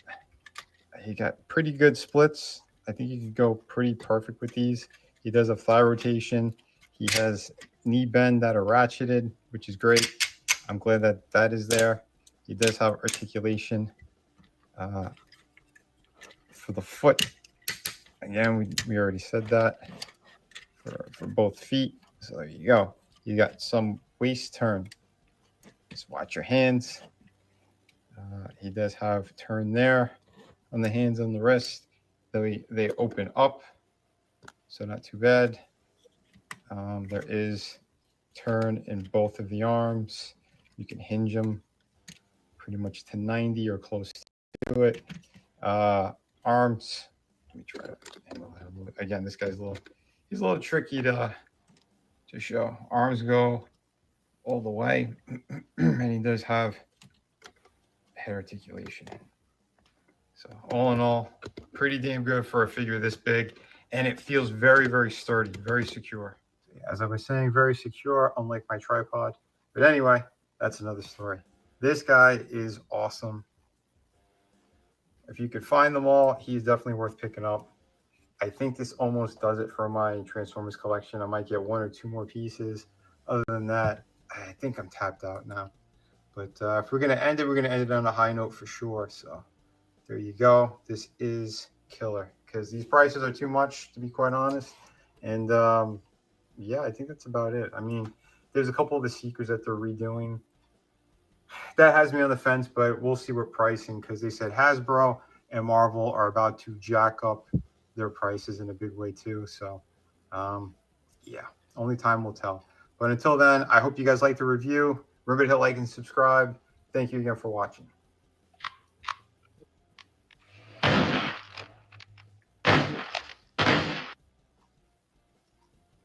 So there he is. Hope you guys like this one. That RR says ending on a devastating note. That's no, right. Go ahead, Slasher. Slasher. Yeah. Oh, I thought. Yeah. Oh, I thought you said something. Oh. No, I thought that was Shifty. Oh, I'm sorry. Yeah, definitely a fun piece, though, man. Yeah, I'm happy that I got him. I was able to complete this guy. Pretty damn killer. He looks so. Yeah. Really cool, but once again, it's like I always say about Hasbro. I mean, they kill and they knock a lot of it out of the park, but it's always like the finer details, especially like I said, like the ratcheting joints. If they would have nailed that out of the joint, they could have got a 10 out of 10 on everything right there, and maybe even making all the figures just slightly larger. Like a Devastator's huge, but it almost feels like he's just ever so slightly undersized to me, just a little bit. Yeah, you and I had that conversation when they first released photos of him. We both said he should be at least 1.5 inches, maybe 2 inches taller all around. But like having him in hand, like he is a massive piece. It's still great. And for a combiner set, he's one of the more sturdy ones for sure. Because like the last couple that we've seen, it's like they have the main body frame and then you attach all the small pieces on. So technically, as long as you have the main body, you don't necessarily need the rest of them, except their limbs will look kind of thin. But he's there already. With this guy, it is all of them. So it's 6.5 pieces essentially that you use to build him. I mean, it's very similar to what they did with the original design. What's going on, Scrambles, man? Yeah. Good to see you, man. Awesome. Big toy boat activate. Yeah, right. So like I said, man, I got myself a birthday gift, those last 2 to complete them, and yeah, awesome, real cool. He looks plenty big to me. I mean, it's not the size of the gigantic combining robot. It's how you use it. Yep. or how you pose. Yeah, just ask Scavenger. Holy shit. Jesus. Slasher, did you have anything this week? Yeah. By all means, man, take the floor. Yeah, go for it. Yeah, he had to step away for a minute. He had to recover from some knife wounds that were in the back. Sustained damage. I can't knife. I'm retiring. I don't knife fight anymore. I don't have the energy. I could barely hold up a fucking action figure. But yeah, so I walked into the store and he had just gotten shit was right behind the counter in a crate. And I just see some of these Marvel Toy Biz peeking out from the top. I'm like, let me get a look at that shit. So, yeah, I'll start with this one. From the very first Marvel Toy Biz line. So many people had this one. Yeah. Come with the rock. He had the rock and the bendy bar. Yep. His action still works. The piece is still intact. Dude, yeah, he's in great shape. Even the coloring doesn't look that bad. Nah, not scuffed at all. Nice. But, I always found this Hulk figure to be weird. I mean, it's cool to have because it's a Hulk figure, but like this figure was like the same size as like the Captain America from that line and the Silver Star. I think the Captain America figure might have even been taller than him. So I always found that weird. Like for 1990, this looks like an outdated Hulk figure, even for 1990 standards. Well, definitely the haircut. Yeah, the Bruce Jenner haircut. Yeah, they couldn't tell if they want to make it Bruce Jenner or Luke Ferrigno with Downs. Well, you've seen that old Mego one that I have, right? The 12-inch. It's kind of like this, right? He's like standing there. No, like actually, it's more detailed. It's more detailed, like the face and everything. Like they did an amazing job. Mego did. Does he have these stiff ass like my hemorrhoids are killing me type legs? Like, did he? No, have he actually had a band up in the hips. Oh, okay. And well, this one I picked up probably last week. I just forgot to show it. This Iceman. I now have 3 Iceman figures. I don't know. I like this mutated Iceman. It's just he should looks cool, man. That's a pretty good design. And he comes with the pushable fucking car seat that's coming up from his back. Windex X-Men or Windex. Iceman. Yeah, they put like these little frost things on him too. You see it? On his arms and shit. Yeah. They did a pretty nice job. And I got this one, just because this is such a basic fucking figure, this Firestar figure. I don't know the years on these figures anyway, but this was probably a later figure. This looks like it could have been made a lot better. Like even the way they did the hair, I don't know. It looks like it's from the old Spider-Man animated, the Spider-Man and Friends. But she also looks like she was in that show. Yeah, I know. Yeah. She also looks like her body was like this. Particular mold was probably used for like 6 or 7 different of the female figures. Oh yeah, like repaint this, you could get Spider Woman. Repaint it, you could get a fucking. You could probably get a Jean Grey out of this if you cover up the mask, but I don't know. I just for the hell of it, I got 2/3 of Spider-Man's Amazing Friends. Well, wait a minute, wasn't there a version of Jean Grey? She had a mask on.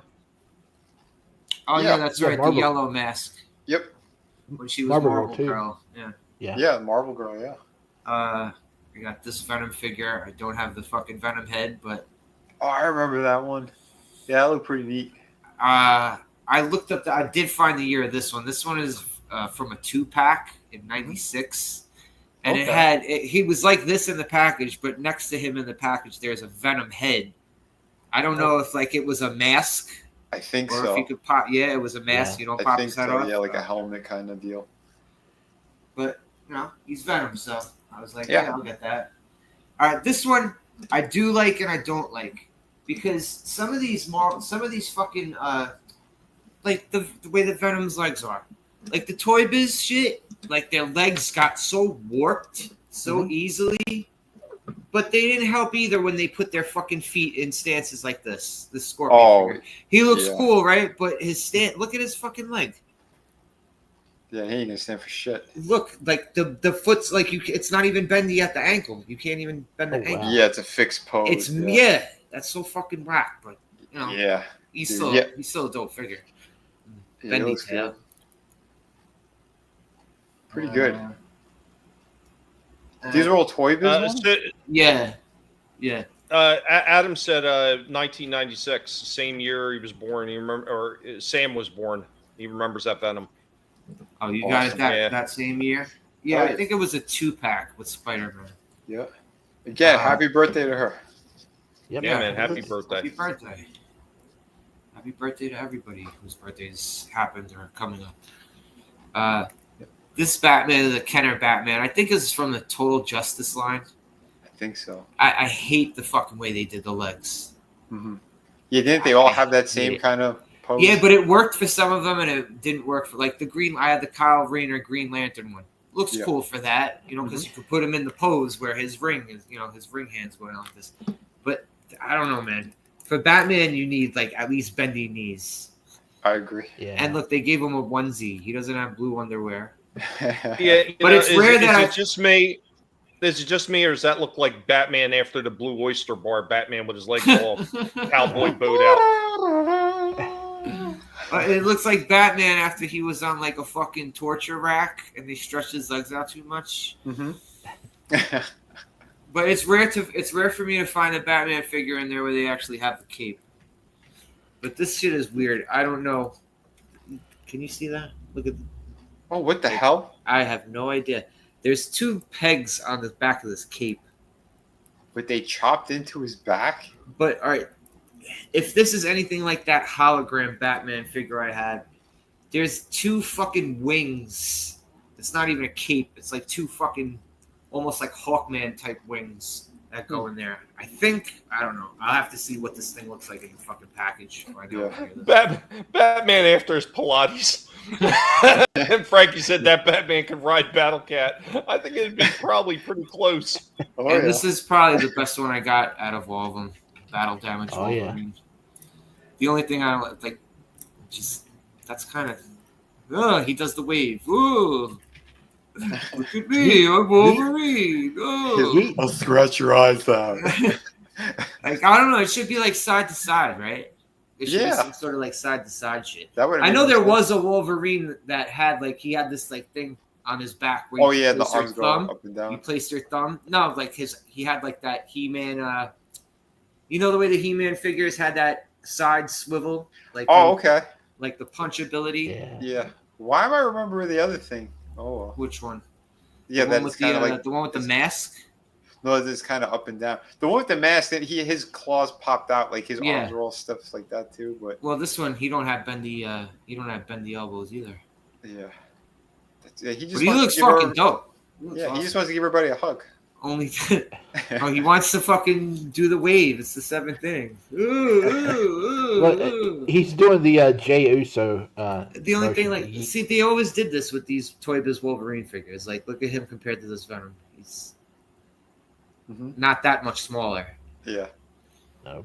But I guess what are they gonna make a Wolverine figure that fucking big? I guess. Yeah, that would make sense. That'd be dumb. Yeah, that's what I picked up. That's cool though. I saw that crate sitting behind the counter. I was like, hell yes. Yeah, I don't recall seeing like the battle damage stuff. That's cool to see though. I don't remember seeing this one either. Then again, I think by the time this thing came out, I wasn't really frequenting toy stores. Probably, fell off a little bit. Really awesome pickups though, man. They're all thanks for sharing. Yeah. Hell yeah. Cool stuff. Yeah. Didn't you show this Hulk a while back, Tommy? You showed that OG Toy Biz Hulk, right? Yeah, that OG. Well, the one I was talking about was the Mego one. I showed that off a while ago. The problem I had is the pin broke on his knee, so I didn't have another green pin to put in its place. So, and I don't know whatever happened to the shirt because he came with like a torn up shirt, a cloth torn up shirt. Go ahead, Shifty. Oh, I done forgot what I was going to say. So. Oh no, yeah, Hasbro they made a Wolverine similar to that battle damage a while back. I think it was part of like a 3 or 4 pack. But yeah, while Marvel was still doing Toy Biz figures. No, it was a Hasbro. They made one. Yeah, I know. You said back in the day. I thought you meant like. Oh no! But it looked like the one that you got. Kind of. It's the yellow suit and it's battle damaged. I'm sure Toy Biz repainted this shit over and over. Didn't Toy Biz start doing that all the time with their shit? Yeah, they did. They would, or sometimes they would do the same figure, but then maybe they would add an action feature that was slightly different than the original. And put it in like a 2 or 3 pack. Yeah. I remember I had the Weapon X one. That one was pretty cool. But it had like the little wires, the wires that came off the backpack and the helmet would sometimes get broke. I never had that one, but I never even saw it. I never saw anyone that had it. It was awesome. Yeah, I think back in the day, the best one the Toy Biz did is they did the yellow suited Wolverine with the pop out claws and everything. And I think he had like a battle damage thing on his chest or something. They made a lot of fucking they made so many like Cable and Wolverine figures. Yeah, that's like toured with Batman. Yeah. I think he beat Kenner. That's awesome scrambles. So many different Spider-Man and fucking Wolverine and Venom. So many fucking Venom figures from Toy. Oh, like Jesus. before they started moving to the tall line, you know, how like later on they got like the size of what like Hasbro has now. You know? Well, they did the same thing with the Punisher too. I mean, they had like about 4 different Punishers because they had had just the standard Punisher, then they had the Punisher with the rat tat tat wind up action, then they had 2 different Punishers with the voice boxes. They had one with the trench coat too. He had like the fucking the Kenner Star Wars pleather material. Yeah, welcome back, Happy. Welcome back. Welcome back, bro. Awesome. Who's next? Am I next again, or? I think so. Okay. Yep. All right. So here you go, Shifty. We mentioned earlier you showed it off a little while ago. So I'm going to dip into a toy show right here and show you off some of these figures that I have. You might be able to appreciate these. We are the Guinea Pig Collective. All will be assimilated. Resistance is futile.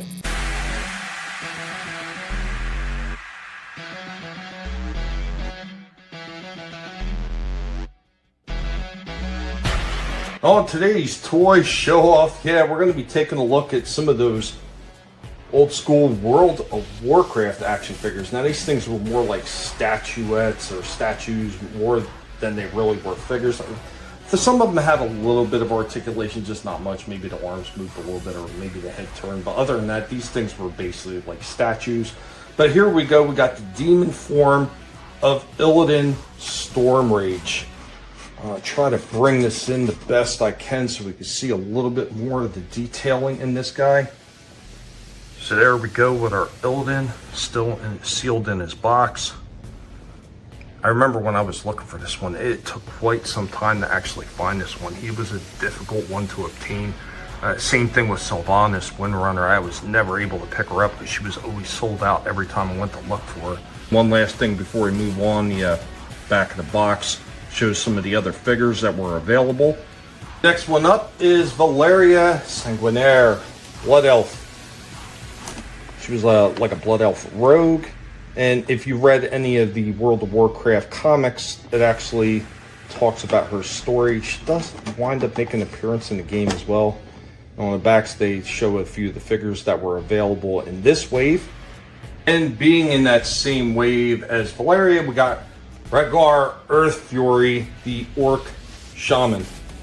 He had a pretty interesting story in the comics as well. Really should have did a close-up Valeria, but let's do a little bit of a close-up on him. Really cool detailing and everything in these things. They're so sharp looking. Like if you played the game, you could appreciate these almost statuettes of these guys. And of course, some of the side art as well. So from that same wave, we got Thargus Anvilmar, the Dark Iron Dwarf, and the stuff on the side right there. Bring it in, do a close-up of him as well. Pretty sharp looking. Just like the way these things look. We do have Fellstorm, or Merrill Fellstorm as well, the undead warlock, but I can't figure out where the hell he is. He's not in this box with the rest of the figures. And the last one we're going to be showing off is the Murlocs, Fish Eye and Gibbergill. Here we go with our Murlocs. Anybody who's played the game know the Murlocs can be quite annoying, and there's always tons of quests to go after these guys. So We are the Guinea Pig Collective. All will be assimilated. Resistance is futile. Those are super cool. I have the what is it? The night elf chick, the purple one with the white hair and the owl. I have that one. That thing is a beautiful statue. Yeah, they did some amazing detail and work on those things. Yeah, it does look fantastic. It was plucked right out of the game. I mean, just amazing shit that they did with those. Yeah, those are really killer. Man, the Murlocs, I like those the best. Dude, I had a hard. My wife really, I got her to play the game, and originally she started playing the game just to try to outpace me as far as leveling, because I was taking my time and I was playing about 8 or 9 characters at once, so I would play 4 or 5 hours on this character. I switch over to this character 4 or 5. I would sometimes play up to 14 to 18 hours a day because I had nothing better to do as when I first became disabled. So, yeah, she got into it. And she really liked the Murloc. So it was technically a piece that I got for her, but it took forever for me to find it. And I couldn't find, because they had 2 different versions. They had the one right there where it was like both of them were green. Then they had the one where it was a blue and a green one.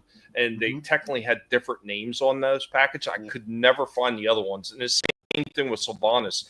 They had a couple different versions of Sylvanas. One where she's almost like naked, and then the other one where she's like fully clothed. Could not find either one of them. It was impossible. Well, I think Alex Jones. I think those are his least favorite. Just saying. Thanks, yeah, I like. Yeah, I like. Those are killer. Sorry. I like those a lot, but I don't know that my favorite race is the dwarves, and I think that one's just doesn't really show off the coolness of the dwarves so much as it does the armor. I think his newer ones where it actually shows the face and the beard is a lot better. A little bit cooler. I don't know. Did they ever do Magni? Did they ever do Magni? Oh, I don't know. Although I'm sure that little guy, if he's out of the package, he'll look a lot better next to the rest of them. Because it's that orc though, he's just floating in the middle. The orc looked great. The shaman. Yeah. I really like that. He's kind of like that roaring kind of pose he's in. Yeah, that's amazing shit that they did. Yeah, and that character, Illidan, the Storm Rage guy. I have a figure of him too somewhere. I don't remember. Maybe NECA did it. I can't remember what company did it. But it's a pretty solid one too. These are cool looking designs. It's just a shame that I don't. WoW's not as popular, and it probably will never be as popular as it once was. And you're not going to get a lot of chances for figures anymore. They never really. I mean, they sold to the fans, but they never really took off to where you could get a long-lasting line of them to where they could branch out and do a lot of different characters and stuff. Because man, there's so much great content in those games that they would make awesome little knickknacks or characters or figures and stuff. But you probably never want to get it now.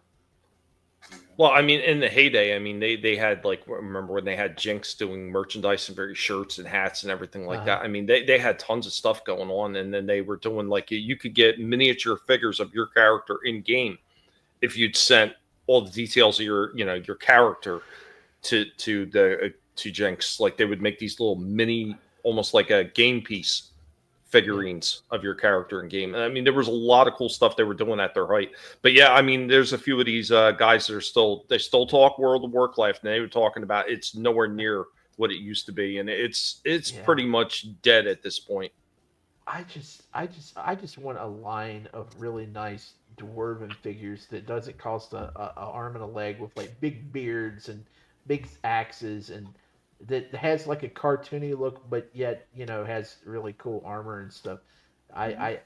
There was a Dungeons and Dragons, I think, NECA figure that they put out of a green cloaked dwarf. He had a black beard and he had like the standard Viking helmet with the 2 horns. I saw it in Target, and I never did pick it up because it was like $37. But yeah, I need to track that one down sometime. Yeah, we were talking. I think Slasher had brought that up the one day, and really cool figures that they were doing for the Dungeons and Dragons TSR stuff. I mean, some of those things are amazing because he did get what was his name again? Slasher, that knight from the Dungeons and Dragons. Slasher. Sorry. I was across the room when you asked that. Warduke. Okay. Yeah. The guy. Yeah, I showed him off like a week or two ago. Yeah, he looked badass. Even the old figure was awesome. Yeah, it was. Oh, they've got what is it? Golden Axe. They have one of the dwarves from there. Oh yeah. Tommy should. Tommy was looking at that last week. Yeah. The fucking dwarf. The fucking what's his name? Gilius Thunderfoot or something. Yeah, but he's like $120. Oh God. We get the knockoff from Thunderfoot. No, it's remember the Sega figures that they were putting out, like the Streets of Rage figures and the Ultra Beast figures? Yeah, You get yeah. golden comes with a axe? mount. Yeah, there's golden axe. Wow. He comes with a mount though, so that's why it's so pricey. He's got like a little animal he rides around on. Pretty cool stuff. Like if they really, I mean, if they would have thought about it in the heyday when they were doing all these figures, they could have released so many really cool figures. Like they could have made bigger packs like the Illidan Storm Rage. They could have maybe had, I don't know, Thrall in his mount, or you know some of the other ones in a mount, like a Varian and a freaking steed from Stormwind. I mean, there's so many things they could have did. Imagine they would have did a freaking dwarf with a freaking goat, or a ram rather, riding on a ram. Like how cool that could have been. The undead horses. There's so many misses. Who was the other big Kodo? The other big baddie, was it the what was it? The Lynch King or something? Oh, the Lich King, yeah. There's another huge miss. I mean, you know how quickly a figure of him, like a really well done figure, would have sold out. Oh yeah. I mean, I haven't played the game, but I still know like who some of these characters are, and I thought they had awesome designs. You know what would made it an awesome figure? It was the last expansion I actually played. It was the Lich King, but it was the walrus people that had the spears. Oh yeah, the Tuskars. The Tuskars. Oh, they look so cool. Those would have made great figures. That's nice, dude. Imagine if they could have kept it going and they didn't freaking throw it all into the pot. They could have did Deathwing. Like imagine like a big giant Deathwing figure to go along with that line. Yeah. It would have been expensive as shit, but I wouldn't mind some nice looking Draenei chicks statues too. Those would have been pretty nice. Oh yeah. Or even the patchwork, the guys that you see in the Undercity, the guards. Mm-hmm. Yep. So many cool things they could have did. Like a 5-pack of gnomes. Mm-hmm. So you could punt them. Yeah. Oh, shit. But it's crazy though. The freaking the cows, man. They you would think they would have all sorts of figures for the cows, but no. They only made one. They made and it was from the comic book. That High Mountain guy. Shit, it's something High Mountain or something is his name. He's not a High Mountain Tauren. He's a regular Tauren, but he was in the manga and in some of the comics. Here, Vinny, these are the Golden Axe figures. Oh yeah. Is that Storm Collectible?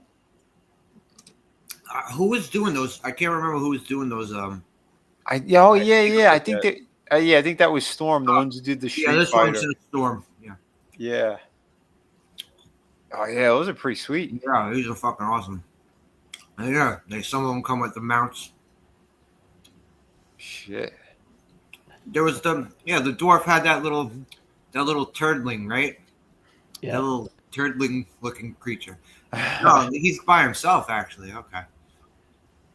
But he does. There is one. Here he is. Yeah. Dude, those are killer. Yeah. Like, I never seen that 2-pack. Yeah, man. Wait, who the hell was carrying these things? Or is it just online? I don't know. Online. I ain't never seen them. That's wild. Not in my store. They got the big fat guy. That looks like Chris Fist's avatar. Oh shit! Oh, it looks good in silver. They got 3 colors. Okay. Holy shit! 4 colors right there. Yeah. Green, red, blue, silver. Yeah, the Storm did the same thing like with all the Street Fighters. They have so many different versions of the color schemes. But they're good quality. The thing is, like all the chest area or the bigger areas, it's like a soft kind of rubbery material they use. So I don't know how long those things actually last. I got the Sagat figure. I think it's hands down one of the best Sagat figures I ever purchased. Yeah, I guess he'd be in the scale with these guys. Yeah. As soon as I get all these Marvel Legends out the way, I'm just gonna try to get the rest of the Street Fighters that came out and get those out the way, because they're not stocking them in stores no more around here, so I'm just gonna have to order them. Yeah. Well, a good thing is, I mean, again, what is it? It's the flat rate at Big Bad Toy Store, so that ain't too bad if you get a couple of them there. They don't got DJ no more. I think they sold it. There's one of them that sold out that I think, but I got them. I got them all on my list. Got a list, a long list of stuff. And yeah. Nice.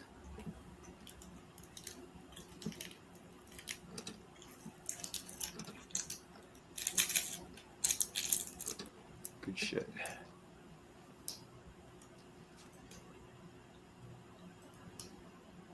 Tommy?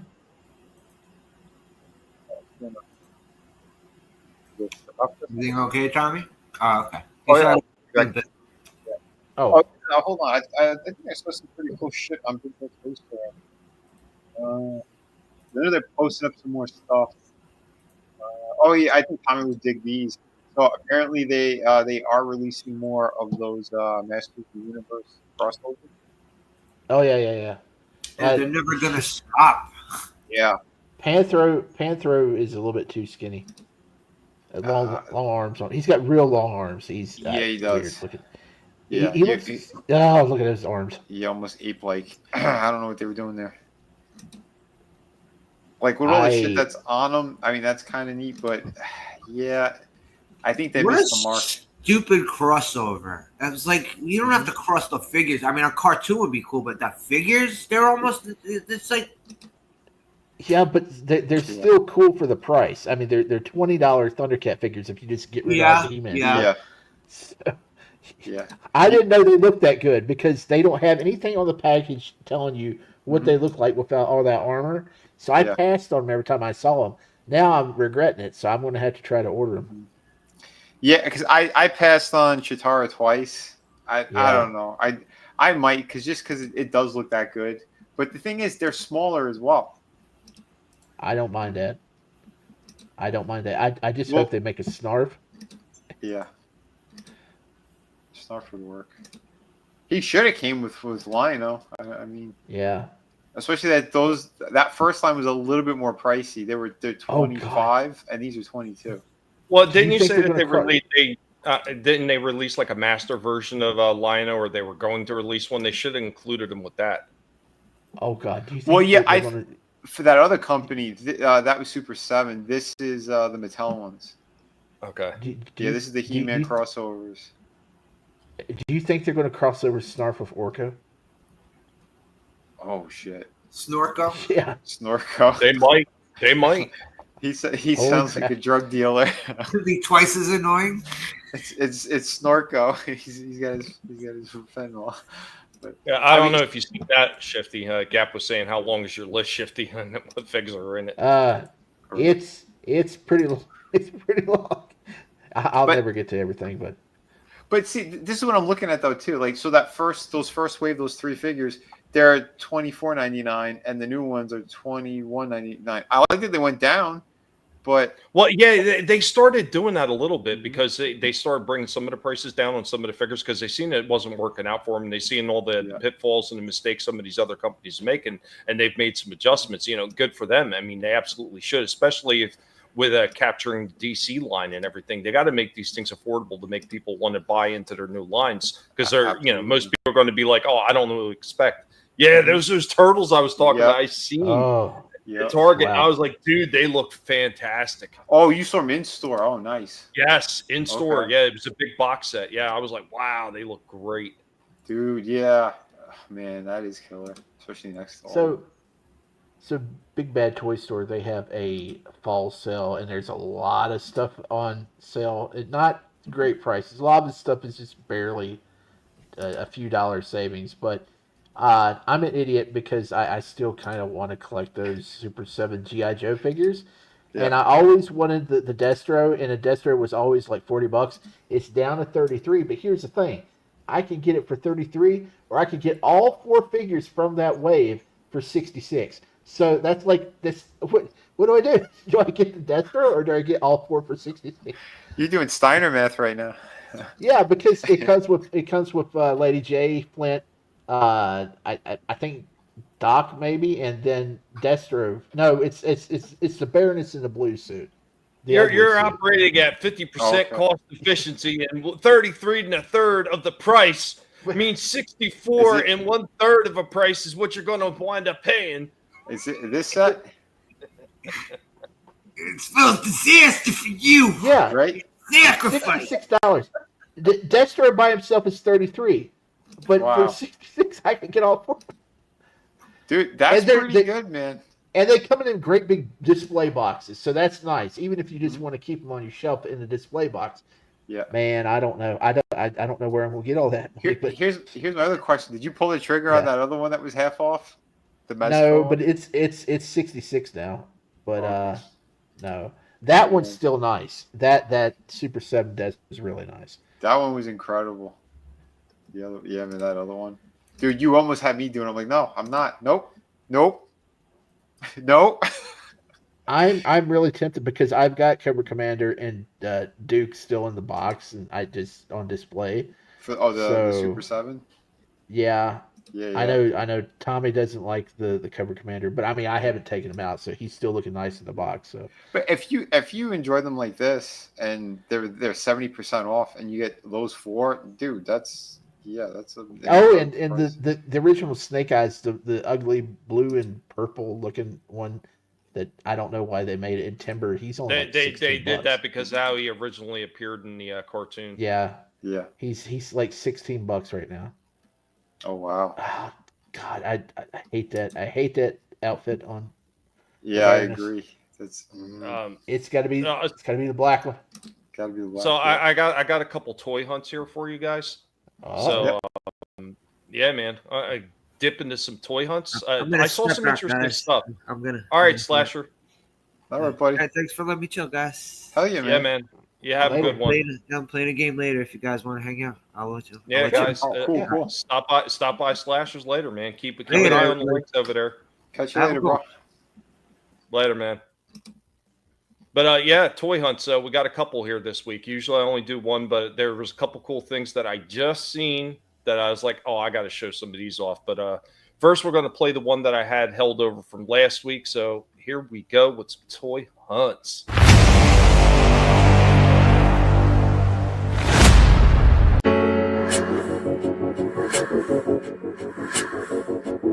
There you go. There's a little bit of a change right there. They got a few things in. Got a few silver bolts. They got the re-release of the 86 Grimlock. Look at this. They got Perceptor. And they got a whole bunch of Perceptors sitting there. They got Bone Crusher, Alchemist Prime, Vortex, and DevCon. Not bad. I mean, they still got a few of these things up there that I guess they haven't gotten rid of yet, but overall, not too bad. It looks like it might be starting to get better. Who knows? I also got an Alf sitting over here, Born the Rock. I like this one. I got the first Alf, but I didn't get any of the other ones yet. Pretty cool. Also sitting in the same Target, they got the Retrocord, the Cobra Commander. Pretty cool. Stalker as well. Other than that, not a whole lot else to speak of. They got some of the Motus sitting over here now.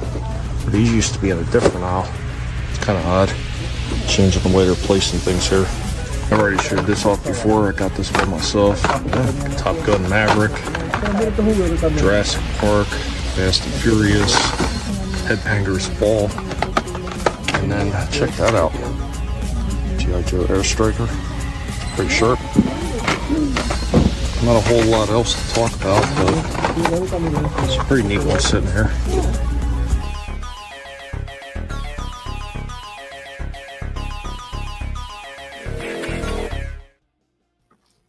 Nice toy hunt. Yeah, that was cool. Yeah, man. There's always some cool stuff. Not tremendously amazing, but this next one, I seen some pretty cool stuff in this one. So, yeah. I wish Trina was here for this one, but technically she already knows because I showed her some of it. But here we go with our second toy hunt of the night. Sweet.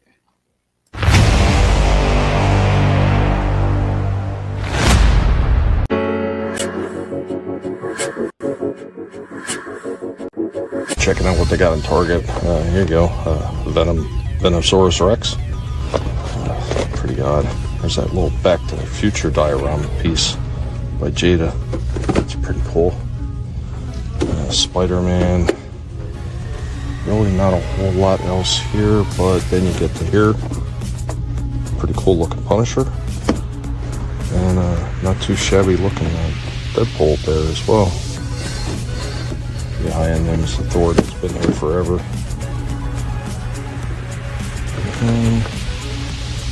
Revolution He-Man Battle Armor. Other than that, not a whole lot else to talk about. Cobra Commander. That's about it.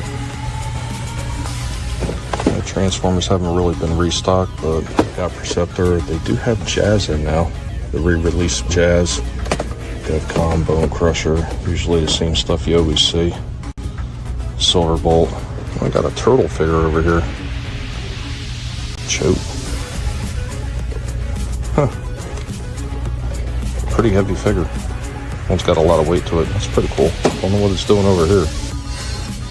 Turtle stuff is still absolutely bare. Nothing new is really coming in. I think I still got the mutant module and a few of the older ones, but that's it. Like they're not getting any more of the classic figures in. They did, however, move in a bunch more Simpson figures over here now. Check that out.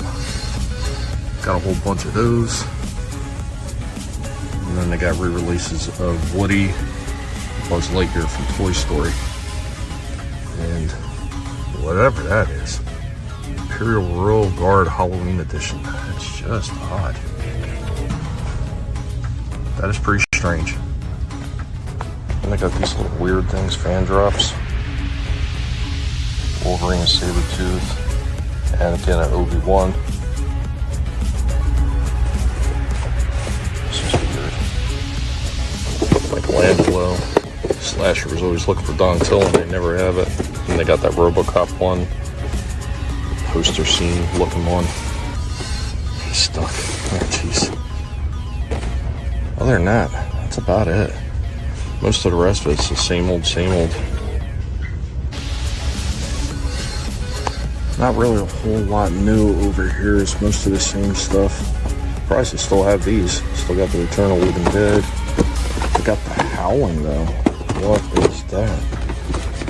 The Ultimate Werewolf action figure. Check that one out. Holy cow, that is actually pretty cool. Got a few hands in there, a few different heads. Not bad.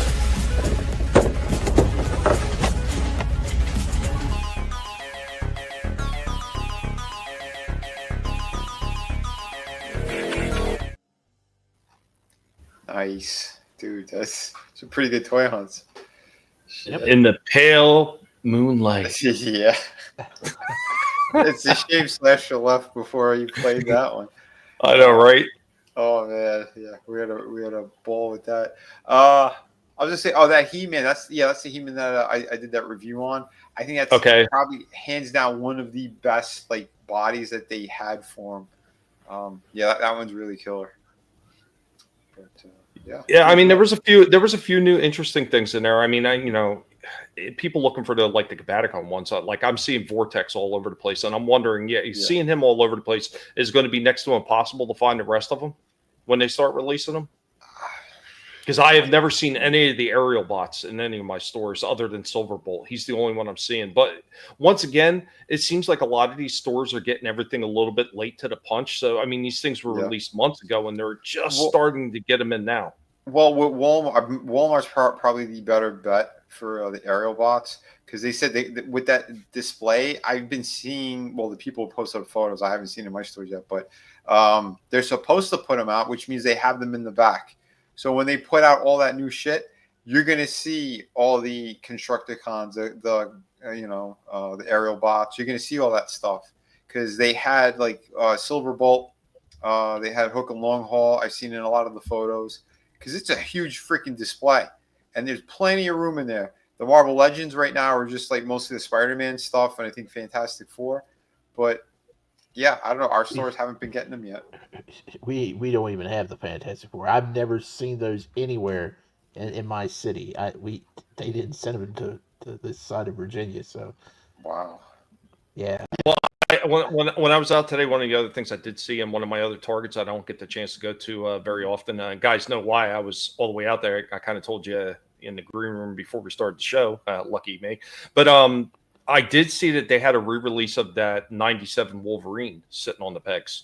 Yeah, I yellow outfit. saw him in a toy hunt as well. I think I made it public, but yeah, same deal. I was kind of surprised. I'm like, yeah, because these were harder to get figures, so that's cool. Oh, speaking of which, I mentioned the Constructicons before. Did you see the DNA kit? Look at the upgrade. Oh wow, that's pretty nice. Yeah, because here are the parts. And it's for both of them. Because no, I like that they got the coronation trumpets. Yep. Dude, these are pretty slick. And I think the body proportions, everything look way better just with these couple of little minor touches that they did there. I wonder if they put any ratchetings in there with the upgrades. It didn't look like it, but you never know. I mean, but look at the posability now. Yeah. That's wild because he's very limited. The vehicle mode is fantastic on him, but to have him like that, this is very tempting. But it's cool though. I'm glad this company was doing that. And here too, you can put the feet back there and make them more stable. So that's pretty good too. And like you said, the trumpets. That's freaking awesome. Yeah. They have them for the other guys too. Let me see. You can click on that set again. I saw it before. What was it? At the top? Yeah, at the top. So they got some more of them.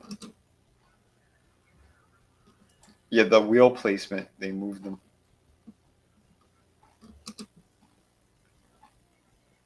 So I guess, again, people want them more accurate, so they're giving it to you. And now he's got waist articulation, it looks like.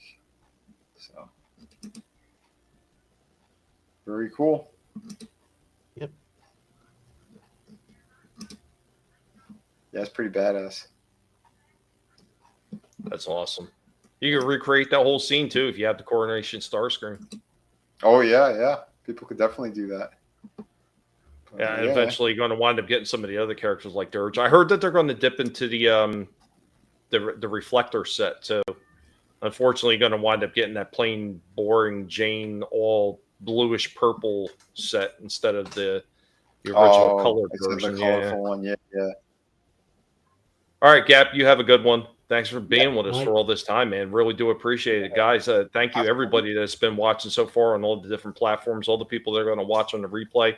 If you can, leave a comment in the chat, even if it's a thumbs up or they want to give me a thumbs down too. I don't mind. It's still interaction. I appreciate it all the same. But thank you for spending your time here. Absolutely. Hell yeah. But that is literally all I have. Was there anything else you guys wanted to dip into? Toy wise, no. That was it for me too this week. Yeah, I got nothing. It's a shame. There's so many good things out there and so many good things on the horizon. I'm just hoping that some of these companies can get their heads out of their asses and deliver on the promises that they're making. And number one, Hasbro, keep overcharging, and you're going to watch that black that you're already in turn into we're going to have to fold and sell off all our freaking IPs, because that's what's going to wind up happening. You're driving fans away with this kind of shit. And I've seen it all over Twitter today. A lot of people are absolutely infuriated with the price hikes that they're going to be making on a lot of these different figures. And then once again, the same thing we said, not fulfilling the promises, not giving full quality, especially for the overpricing that they're doing. It's just not acceptable to most collectors. And you're damn sure not going to see parents buying kids these kind of toys at those overinflated prices. It's just not going to happen. Exactly. They are straight up going after the older collector market. When you jack prices that high, because like you said, the Transformers 1 figures, they did not sell. They're all over Ollie's. They're all over the place. They're in discount stores. Nobody wants them. Even the newer shit that they're releasing. It's like no one cares. Yep. The stuff that's flying. Oh, sorry. Go ahead. If those Gamerverse sets were any higher than they were, I wouldn't have put money down on them. Yeah, I get. There's a couple that I would want. Same reason why I'm not getting them. Like that Venom. I wanted that Venom. I missed out on the Walmart version that's all black, and the articulation's awesome on that thing. This one they updated the arms, I believe, too. They said, but again, he's in blue. It's different. Yeah. I would pull the trigger on it, but again, it's Right now, yeah, I finished Devastator, so this is the thing that a lot of people are doing. It's like I don't have the cash for it right now. I can't drop that much money on stuff like that. Yeah. Oh yeah, yeah. And if it wasn't for me having a birthday coming up next week, and I still get birthday money from certain people in my family. So if it wasn't for that, I wouldn't have reserved what I had reserved. So yeah. Well, you know what? I just want to say this real quick. Maybe Shifty is waiting to his birthday to get birthday money. I will accept birthday money at any time of the year. Likewise. Oh, shit. But yeah, I was saying it too, man. I'm going to be dropping a lot of lines, especially if Marvel Legends are going up. Yeah, I'm good then. I'm good. I ain't paying fucking $30 for a Marvel Legends figure. Did you say dropping a lot of lines? Hold on. Did you say dropping a lot of lines? Hold on. Cocaine's a hell of a drug. I had to get that one. I'm sorry. Go ahead, That's Shifty. Snorko again. yeah, no, I caught that too. Yeah. No, but I if you break it down, they're like $65 or 63 around that for what they charging at GameStop for those Gamerverse sets. And I think that definitely that Captain America, after I saw it up close in one of the review videos, it's definitely worth about $30, $31, $32 change. It looks really nice. The Venom's worth it too. I don't like the color on it too much, but it looks like the Venom from the video game. Whatever. The big thing is that Silver Samurai. I don't want that at all, and I got to drop $30 on that to get the Wolverine. That might be the set I cancel, because that Silver Samurai is just trash. I may have to break out my silver paint pen and just go over the entire body and chrome them the F out. Just chrome them up. Yeah, I think so. I see people, they take like a paint marker, they break it open, and then they use that to paint these things. Yeah.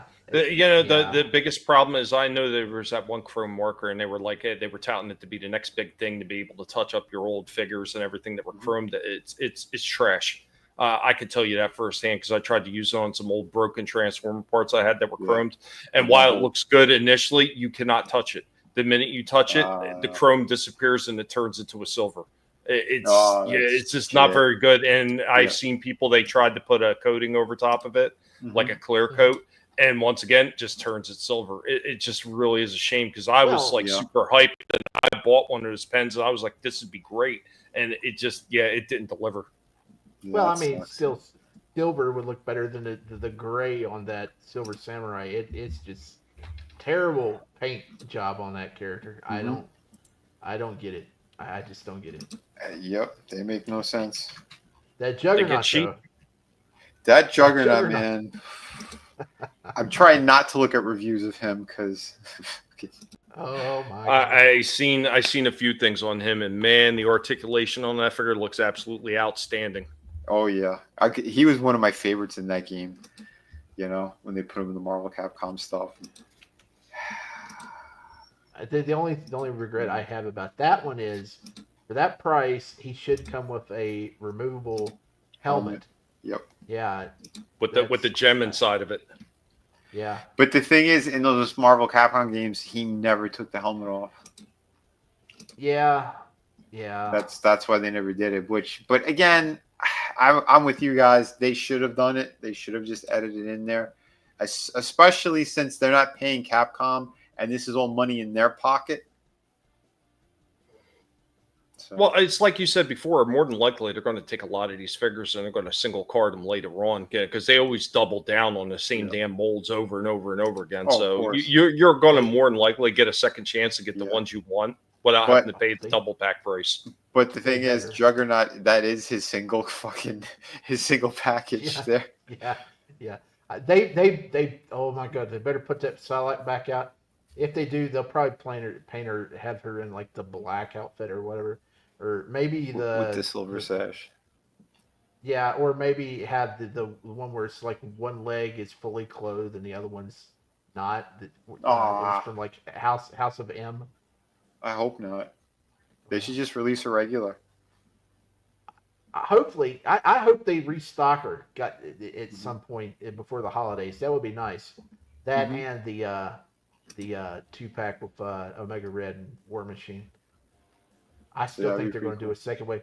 You know, if they do a second wave and they have the jacked up prices, it's going to be messed up because those sets are going to be like $75. Oh yeah, it's just going to be scalper central. Because these already are. You know, they're going for $100 to freaking $200 a pop. These sets.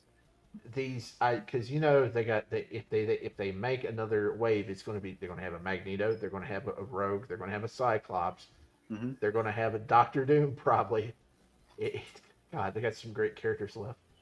Yeah, they do. There's a lot of good characters out of there. That roster is amazing, but we'll see. We will see. Awesome. Another good show in the books. Let's go ahead and we're going to let everybody give their outros as we step on out of here. And we're going to start off with not bad for an old timer. Old timer. Yeah, and I didn't blow myself up. See, I'm slacking right there. It's from getting old. Hey, guys, thank you all for joining us on all the different platforms. Could have spent your time anywhere, chose to spend it here with us. Remember, don't let anybody tell you what you can and can't say, what you should or should not think, because your silence and your compliance gives consent. And, of course, we're going to be back next week with more toy fun, and eventually I'm going to be hopefully getting back into the groove of things, and then I'm going to wind up coming back out with either a Monday or Tuesday stream. I don't know. I mean, maybe I'll just, stream through the whole freaking week. I don't know. I haven't made up my mind just yet. I could do like some other people do. But more fun is going to be on the way. And, of course, there's going to be more toy reviews right here on Collectible Past. And thank you for spending your time here. And, of course, as always, I'm going to kick it off to my awesome co-host. And they're going to let you know what they got going on. I'm just saying goodbye. Save your energy. So long. Here's one Starscream's been saving for you. Well, tomorrow we should be doing the Friday Underground stream. So you want to come check out what we're going to be talking about. We'll hit some of the stuff that happened this week for sure. Big stuff that happened over in Congress and whatnot. There's some wars going on, cartel type stuff, and the reasons why tariffs are kind of skyrocketing. We touched upon some of that last Friday, but. Yeah, it looks like all that stuff is kind of mushed together. But I will say something else, though. I got something cool coming. And, you guys want a sneak peek at the City of Venus 2 kind of trailer I sort of put together? Yeah, man. Real quick, what's up, Guadalupe Ramirez? What's up? What's up? Joining us. Cool. So, I'm going to be doing the sign up on another day or so. We'll see. I forgot I got to look up everything on how to do that crap again. But I do want to set it up and kind of put together a little trailer for it.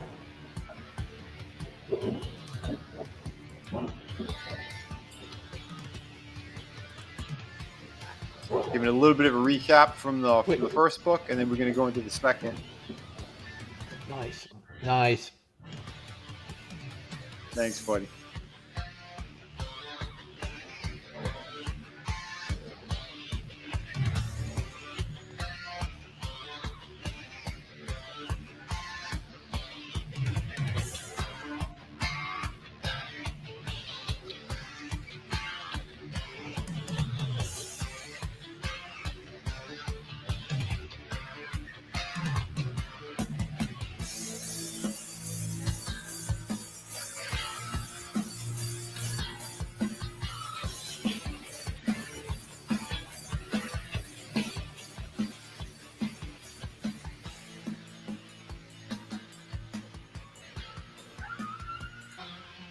Oh, that's cool.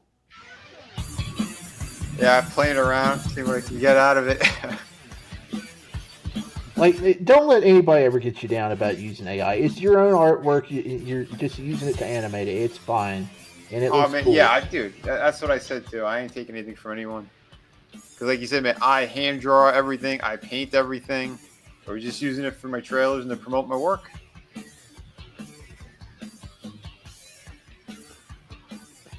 So hopefully people will be psyched and ready for this, because it's coming. It's coming soon. You know, I got over 30 pages completed now. It's you guys get ready for it. It's coming. It's coming fast.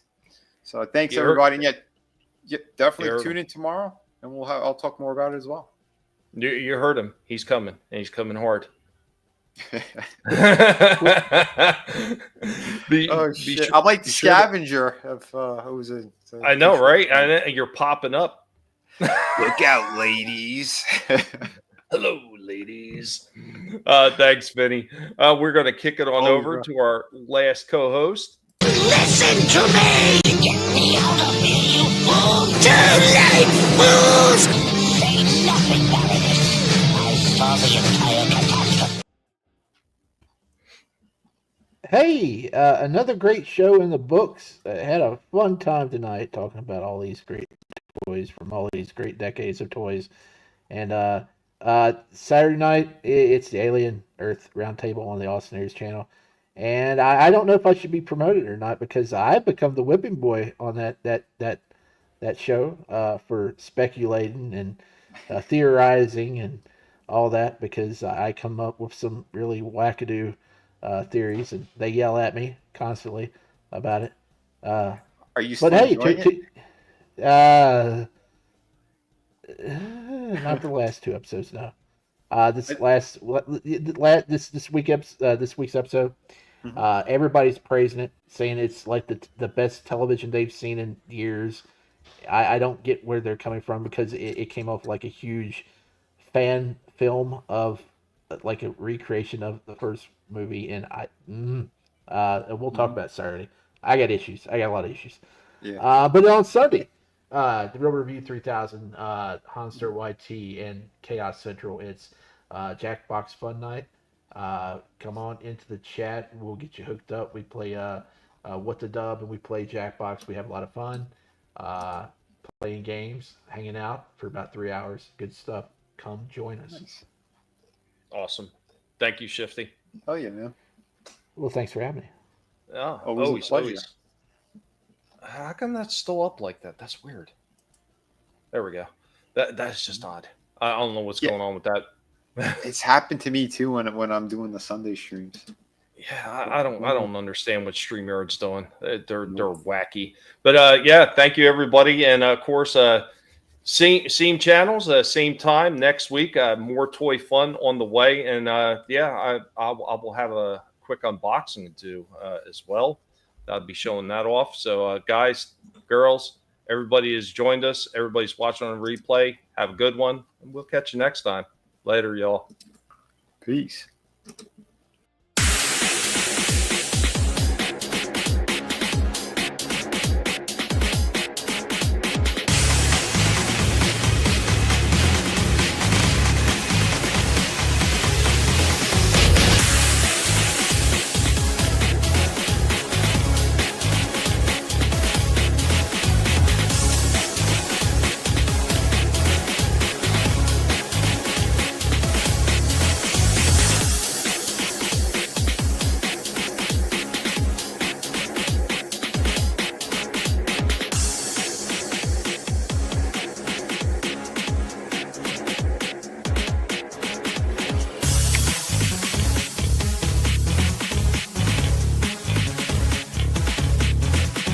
You better run, Mojito. You what? I thought you said don't move. That was before. Now, you run. Adios, amigo.